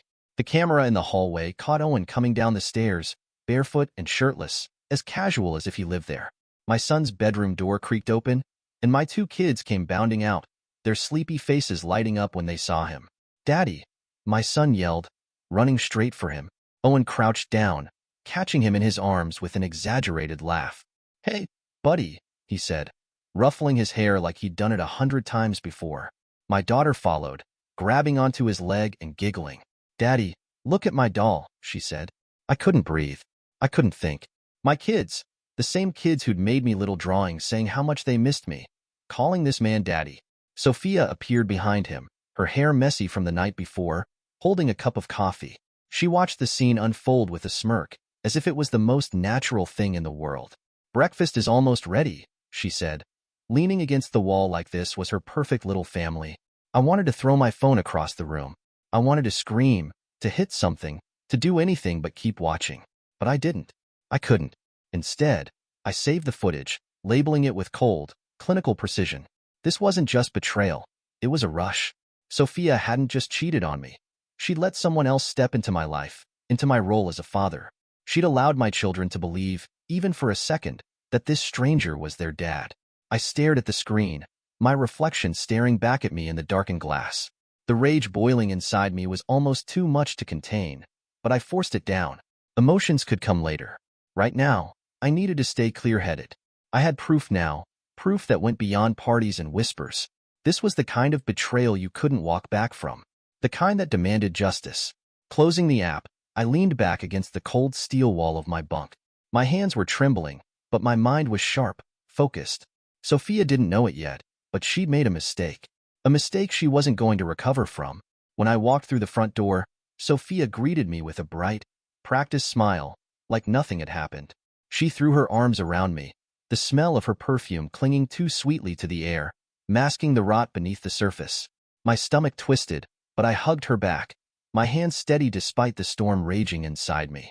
"I missed you so much," she said, her voice light and warm. "Missed you too," I replied, forcing a smile as I stepped back. My eyes scanned the house, searching for the subtle signs I now knew how to spot. Everything seemed perfect on the surface, but I knew better. The kids came running in, their laughter filling the room. My son threw his arms around my leg, and my daughter proudly showed off a new drawing she'd made. For a moment, I almost let my guard down. Their innocence, their love, it was everything I'd been holding onto while I was away. But then, in the back of my mind, I heard it again. "Daddy," and I remembered who else they'd said it to. I knelt down, ruffling their hair. "Missed you two the most," I said, my smile not quite reaching my eyes. The rest of the evening passed in a haze of forced normalcy. Sophia chatted about the kids, the neighbors, little things that used to matter. I nodded, replied, when necessary, all the while piecing together my next move. She had no idea what I'd seen, and I wasn't about to tip her off. That night, as she slept beside me, I stared at the ceiling, every muscle in my body tense. The image of Owen holding my kids, their joyful cries of "Daddy," played over and over in my head like a cruel loop. I needed answers, not just about her betrayal, but about one question I couldn't ignore. Were they even mine? The thought clawed at me, relentless and cruel. It wasn't just my pride at stake. It was my identity as their father, the very core of who I was. If Owen was their real father, then Sophia had been lying to me for far longer than I could have imagined. The next morning, while Sophia was busy with breakfast and the kids, I made my move. I slipped out, telling her I needed to run an errand. My first stop was a local lab that specialized in discrete DNA testing. The woman behind the counter barely glanced at me as I handed over the samples, my blood sample and a toothbrush from each of the kids. "How soon can I get the results?" I asked, my voice calm but firm. 3 to 5 business days, she replied, handing me a receipt. I nodded, hiding any emotion, and left without another word. As I drove home, my mind raced with possibilities. What if the test confirmed my fears? What if they didn't? Either way, the truth was something I needed, no matter how much it might destroy me. When I returned, Sophia was in the living room, her phone in hand, smiling at something on the screen. I felt the rage bubble up but forced it down, keeping my face neutral. "Everything okay?" she asked, her voice casual as ever. "Yeah," I said, keeping my tone light. "Just had to grab a few things for the ship." She nodded, completely oblivious to the cracks forming in the foundation of her carefully built lie. For the next few days, I played the part of the doting husband. Every smile, every gesture, calculated to keep her in the dark. But inside, the tension was building. I checked my phone obsessively, waiting for the call from the lab. I knew that when it came, everything would change. I wasn't just fighting for the truth anymore. I was fighting for my kids, for the life I thought I had, and for the justice she didn't think I was capable of delivering. I wasn't going to stop until I had every piece of the puzzle in my hands. The call came in the late afternoon. I was alone in the garage, pretending to sort through old tools, but my hands were shaking when I answered. The voice on the other end was calm, clinical, oblivious to the hurricane it was about to unleash. "Mr. Bennett," the lab technician began, "the results are in. Neither of the children share your DNA." The words hit me like a freight train. For a moment, I couldn't speak, couldn't move. The phone felt heavy in my hand, the weight of the truth pressing down on me. My kids, my world, weren't mine. I swallowed hard, forcing myself to keep my voice steady. "Thank you," I said flatly, ending the call. I didn't need any details. The result was all I needed. I sat in silence for a long time, the distant sound of Sophia's laughter filtering through the walls as she played with the kids. My kids? No, her kids.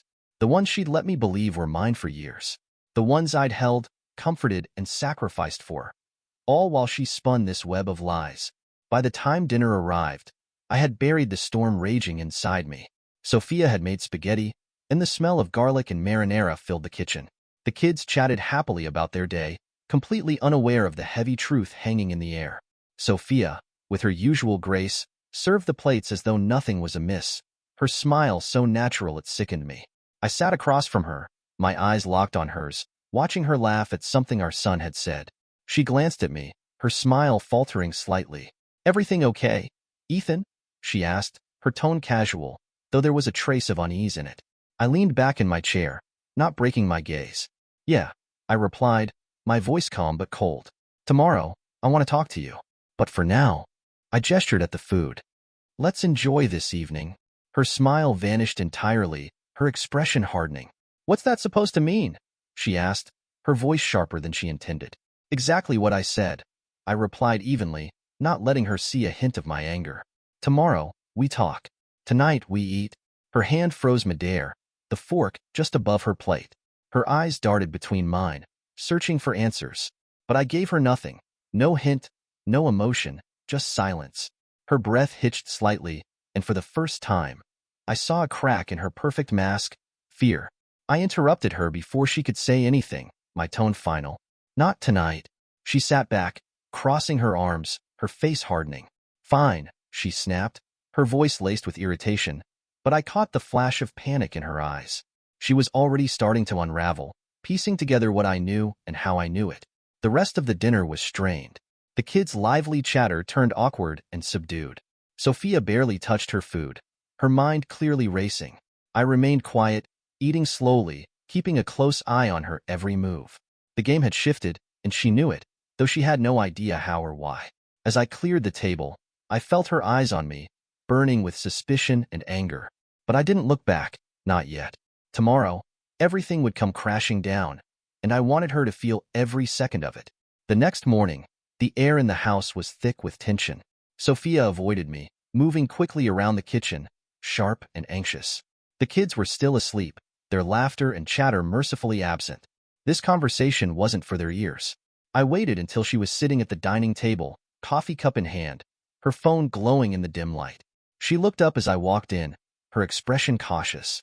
"So, are you going to tell me what this is about? Or are you just going to keep sulking?" she snapped, her voice defensive and sharp, her arms crossing as if to shield herself. I didn't respond immediately. Instead, I pulled out my phone, my movements deliberate and slow, scrolling to the video that had gutted me. I placed the phone on the table between us and hit play. The scene unfolded on the screen, grainy but unmistakable. Sophia and Owen, curled up on the couch in my living room, too close, too comfortable. Her laughter, light and easy, filled the silence between us. The kind of laugh I hadn't heard from her in years. She reached for the phone, her hand trembling, but I snatched it away before she could touch it, letting the video loop just loud enough to drive the point home. Her smirk vanished in an instant, replaced by wide eyes and a face drained of all color. She froze, staring at me like a cornered animal. "Ethan," she stammered, her voice unsteady, but I cut her off before she could start spinning her excuses. From my pocket, I pulled out another piece of evidence and tossed it onto the table. The DNA results. The papers slid across the surface, coming to a stop directly in front of her. "Explain," I said, my voice low, steady, and cold as ice. Her hand hovered over the papers, shaking slightly, but she didn't pick them up. She didn't even glance at them. Instead, her expression twisted into anger, a sneer that tried and failed to mask her fear. "You've been spying on me?" she hissed, her voice rising. "What the hell is wrong with you? Are you some kind of psychopath, Ethan? Sneaking around, watching me like I'm some criminal?" I expected the deflection, the attempt to turn the blame onto me. I didn't take the bait. Instead, I leaned forward, my gaze locked on hers, unrelenting. "How long, Sophia?" I asked, my voice cutting through her tirade like a blade. "How long have you been planning this little performance?" The accusation seemed to throw her off balance. She blinked, her eyes darting briefly to the papers before returning to me. "Performance?" she spat back, trying to sound indignant, but failing to hide the crack in her voice. "You're insane. Don't waste my time," I said, my tone sharper now, enough to make her flinch. I nodded toward the phone and the papers. "The video, the DNA test. Owen is their father, isn't he?" Her lips parted, but no words came out. For a fleeting moment, I thought she might deny it, might weave another lie to buy herself time. But then her face changed. The mask of innocence she'd been wearing for so long shattered, replaced by something colder, harder. "Fine," she snapped, her voice sharp and defensive. "Yes, Owen is their father. Happy now?" The bravado in her tone didn't hide the flicker of fear in her eyes, the realization that the charade was over. I leaned back in my chair, gripping the edges to steady myself. The confirmation hit like a punch to the gut, but I refused to let her see how deeply it wounded me. Not now. Not after everything. Her arms crossed tightly, a barrier between us, but she didn't say anything else. She didn't need to. The damage was done. I leaned back, gripping the edge of the chair to steady myself. The confirmation hit like a bullet, but I refused to let her see how deep it cut. "How long?" I repeated, my voice now colder. She shrugged, her defiant expression unwavering. "Does it matter?" she shot back. "You were never around anyway. Deployments, missions. You left me here alone. What did you expect me to do? Sit around and wait for you to come home and play the hero?" Her venomous words bounced off me. I'd already seen the truth in the videos, in the faces of my children, who weren't really mine. Her excuses meant nothing to me now. "You let the kids, your kids, call him daddy," I said, my voice a low growl tinged with fury. "You invited him into my home, into my life. And you think this is about me being away?" Sophia leaned forward, eyes blazing. "Yes, Ethan, because you weren't here. You think it's so easy holding everything together while you're out playing soldier? Owen was here. He helped me. He cared." I cut her off, slamming my hand on the table. "He cared so much he hid behind your lies, Sophia. He cared so much he let me believe they were mine." She opened her mouth, but no words came out. For the first time, she had nothing to say, nothing to twist or deflect. She just glared at me, her jaw tight. I stood, picking up the DNA results and the phone. This isn't over, I said, my voice steady. You'll hear from my lawyer. And when this house is empty, when your lies come crashing down, I hope you remember one thing. Sophia, you did this. Not me. She didn't respond. Her silence was louder than anything she could have said. As I left the room, walking away from the wreckage of her own making, I felt the first flicker of control return. This wasn't just about ending her lies anymore. It was about reclaiming everything she thought she could take from me. The moon hung low in the sky as I parked down the street from Owen's house. The engine of my truck hummed softly before I turned it off. The neighborhood was eerily quiet, the kind of silence that amplifies every creak and rustle. The cold weight of the pistol in my lap grounded me. This wasn't some rash outburst. This was calculated, controlled. Owen's house was everything I expected, pristine, perfect. A picture of suburban comfort. The man who had shattered my life lived in a lie as clean and polished as his lawn. I slid out of the truck, pulling my jacket tighter as I moved toward the side of his house, sticking to the shadows.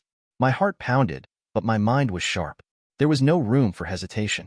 The back door wasn't as secure as it should have been.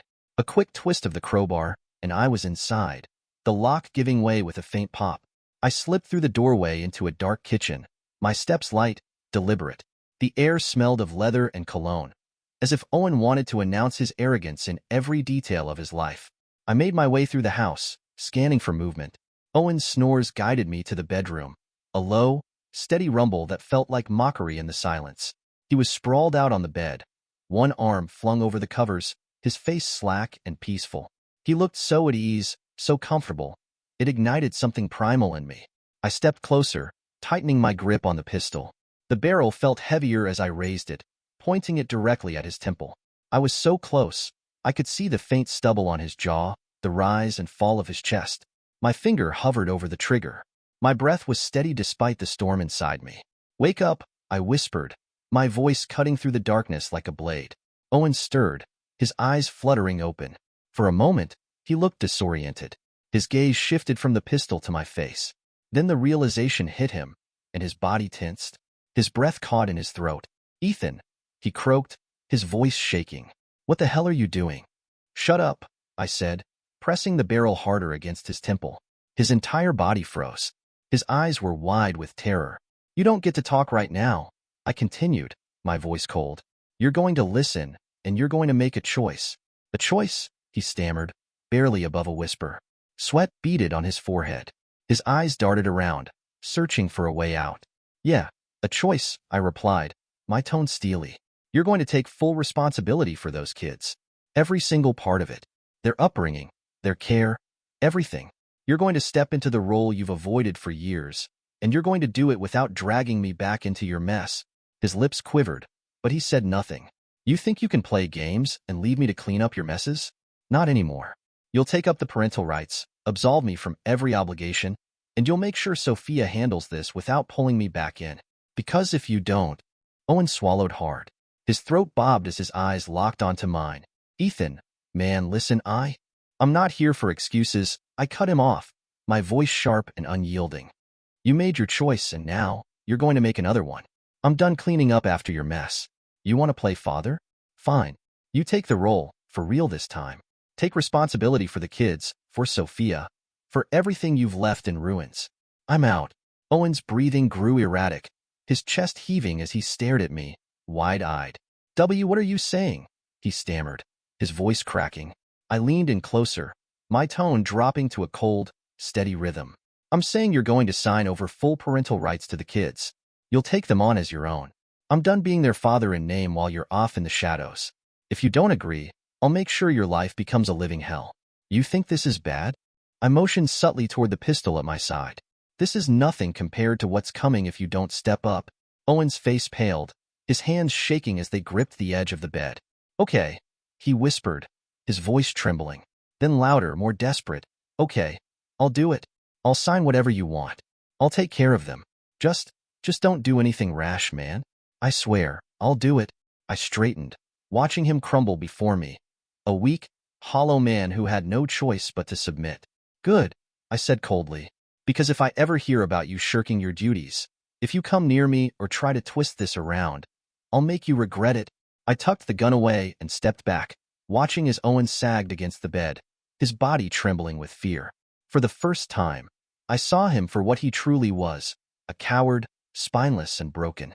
Without another word, I turned and left the room, the weight of the moment lingering heavily as I walked out into the cool night air. The courtroom buzzed quietly as the judge entered, the sharp rap of the gavel bringing order. I sat at my table, my lawyer beside me, a stack of documents neatly arranged in front of us. Across the room, Sophia sat stiffly, her eyes darting toward me occasionally, though she tried to maintain an air of defiance. The proceedings began, but my focus remained on the papers Owen had signed just days earlier. Under the pressure of my confrontation and the legal weight my lawyer had leveraged, he'd caved. Not only had he admitted to being the biological father of both children, but he had also signed an agreement taking on full parental rights and releasing me from any legal obligation to them. He had even renounced any claim to the house, desperate to avoid further fallout. Sophia didn't know the full extent of this yet. She was aware her carefully constructed web was unraveling but hadn't realized how completely. As her lawyer whispered something to her, I caught the flicker of unease in her eyes. She glanced toward me, and for a brief moment, I met her gaze, unflinching.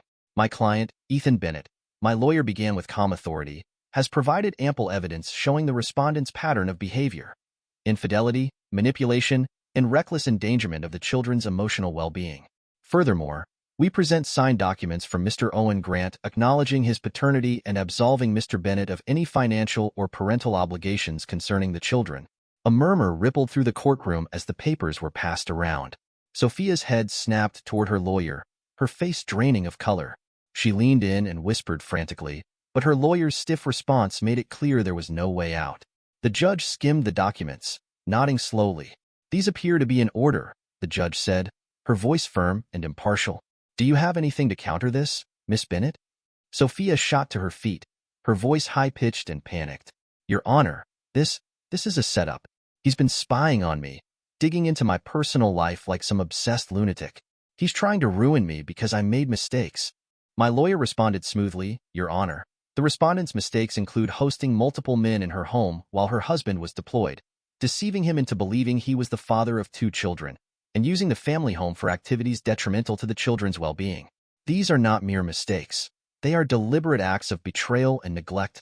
Sophia's face twisted with fury. "You don't know what it was like. He was never home. I had to do everything alone." I remained silent, watching as she unraveled. The courtroom wasn't the place for me to speak. The evidence, the videos, the DNA results, and Owen's signed confession spoke louder than any words I could have mustered. The judge raised a hand, silencing the growing tension in the room. "Miss Bennett," the judge said, her voice firm, "you cheated on a man who was deployed to serve our country, who was risking his life every single day, just to ensure that we sleep peacefully. You not only cheated on him, you took away his chance to father his own kids. Over and above that, you taught your kids to call your affair partner Daddy. Miss Bennett, that is something this court will not tolerate. Now, as per the law, this court is not here to air your personal grievances with your husband. We are here to determine the best interests of the children and to resolve the property dispute." Sophia slumped back in her chair, her knuckles white as she gripped the edge of the table. The defiance in her posture was beginning to crack, replaced by an air of desperation. The judge continued, her tone unyielding, "In light of the evidence, this court awards Mr. Bennett full ownership of the marital home. Furthermore, given Mr. Grant's acceptance of his parental responsibilities and the documented behavior of both parties, primary custody of the children will be granted to Mr. Grant and Mrs. Bennett jointly, under the condition that the children reside with their biological father. Since you already will be supported by Mr. Grant, we do not see any need for spousal support or child support from Mr. Bennett." The words hit like a thunderclap. Sophia's jaw dropped, her carefully constructed facade crumbling completely. "No, this isn't fair," she shouted, rising to her feet again. "He's manipulating everyone. He's just trying to get rid of us." "Miss Bennett," the judge interjected sharply, her voice leaving no room for argument. "This decision reflects the best interests of the children, as they will be with the man that he have come to call Daddy. If I look at your actions, it would have been in the interest of the kids to be brought up by Mr. Bennett alone, as he would have imparted some good values in the kids. Besides, Mr. Grant has already demonstrated his willingness to take full responsibility, and the court has determined that this arrangement provides the most stability for the children. You will move with them and ensure their transition is as seamless as possible. Now, If you cannot conduct yourself with decorum, I will hold you in contempt of court. Sophia fell silent, trembling with rage but powerless to do anything. Across the aisle, I exhaled slowly, feeling the tension that had been building for months start to lift. The gavel came down, finalizing the ruling. The courtroom began to empty slowly, but Sophia remained frozen in her seat, staring down at the table in front of her. I didn't spare her a second glance as I walked out. My lawyer gave me a pat on the shoulder as I stepped into the fresh air outside. The weight of the battle was finally over. Sophia had no choice but to leave with the children and Owen, facing the reality of her choices. The house, and my peace, was mine again. For the first time in months, I allowed myself to feel something I hadn't in a long time: triumph. This wasn't just a victory for me, it was justice, and that was worth everything. The courtroom was nearly empty now, but Sophia remained in her seat, gripping the edge of the table as though it was the only thing keeping her upright. Her lawyer leaned in to whisper something, but she swatted him away dismissively, her eyes locking onto me with a burning intensity. It would have been unsettling if I hadn't already seen her unravel. As I stood to leave, she exploded. "You think this makes you a winner, Ethan?" she shrieked, her voice echoing through the walls. Heads turned, and the few people still in the room froze, watching the scene unfold. "You think you've won? You're nothing without me. You're just a self-righteous coward who couldn't handle the truth." I didn't stop walking. Her words were like arrows shot from a broken bow, wild, erratic, and powerless. I kept my head high, my steps steady, making my way to the exit. The bailiff moved closer, his hand hovering near her shoulder as her tirade continued. "You abandoned your kids, took away my house. You took everything from me," she screamed, slamming her fists onto the table. "I gave you everything, and this is how you repay me? By spying on me? By destroying my life? You're pathetic, Ethan." I reached the courtroom door and paused. Slowly, I turned back to look at her. My face was calm, almost pitying. "I abandoned your and Owen's kids. They were never mine. You made sure that they call him Daddy. I just made sure that they still continue to call him Daddy, not me. You destroyed your own life, Sophia," I said, my voice steady but cutting. "All I did was make sure the consequences caught up with you." The room went silent. For a moment, she looked like she wanted to say something, but no words came. Her fury dissolved into something else entirely, recognition, perhaps, of her own unraveling. I didn't wait to see what came next. Turning back toward the door, I stepped out into the hallway, leaving her to sit alone with the pieces of her shattered control. Her face twisted in fury, but I didn't wait to hear whatever venomous words she had left. I pushed open the heavy wooden doors, the fresh air of the courthouse hallway washing over me like a cleansing wave. Behind me, I could still hear her shouting, her voice cracked with anger and despair, fading into the background as I stepped outside. The sunlight hit me, warm and bright, a stark contrast to the storm I had just left behind. I stood there for a moment, taking a deep breath, letting the weight of my victory sink in. Sophia had lost it all: her deceptions, her manipulations, and the fragile illusion of control she had clung to so desperately. For the first time in years, I felt truly free. This wasn't just a legal win. It was liberation from her grasp, the final severing of the chains that had bound me to her betrayal. She could rage, shout, and blame me all she wanted, but the truth stood firm. Her downfall was her own doing. I walked away from the courthouse, my head held high and a newfound lightness in my step. Sophia's voice, once an oppressive force in my life, was now nothing more than a faint echo, growing weaker with every step I took. She was finished, and so was I. This time, for good. Standing on the porch of my reclaimed home as the sun set behind me, a sense of peace settled over me. The chaos, the lies, the endless battle. It was all behind me now. The house was quiet, serene, and for the first time in a long while, so was I. This journey had taught me lessons I never wished to learn, about betrayal, manipulation, and the strength it takes to endure. Sophia had tried to take everything from me: my family, my dignity, and my future. But she underestimated the depth of my resolve. I was determined to fight for the truth, no matter the cost. The road was anything but easy. There were moments when the weight of it all felt insurmountable, when giving up seemed like the most tempting option. But I didn't falter. I couldn't. In the end, it was the truth that set me free, not just from her, but from the illusions I had clung to for far too long. If there's one thing I've learned above all else, it's this: You cannot deceive someone who refuses to look away. Lies crumble in the face of determination. Manipulations unravel under the weight of undeniable evidence. And justice is what remains when you refuse to give in. This is my life now, a life rebuilt on a foundation of truth and resilience. Sophia's downfall wasn't just her end. It marked a new beginning for me. No matter how deep the betrayal or how heavy the lies, the truth matters. It's worth fighting for, worth defending, and in the end, it's the only thing that truly endures. Now, I know with unwavering certainty, the truth is all that matters. Dear listeners, please share your thoughts in the comments section below and don't forget to like, share, and subscribe.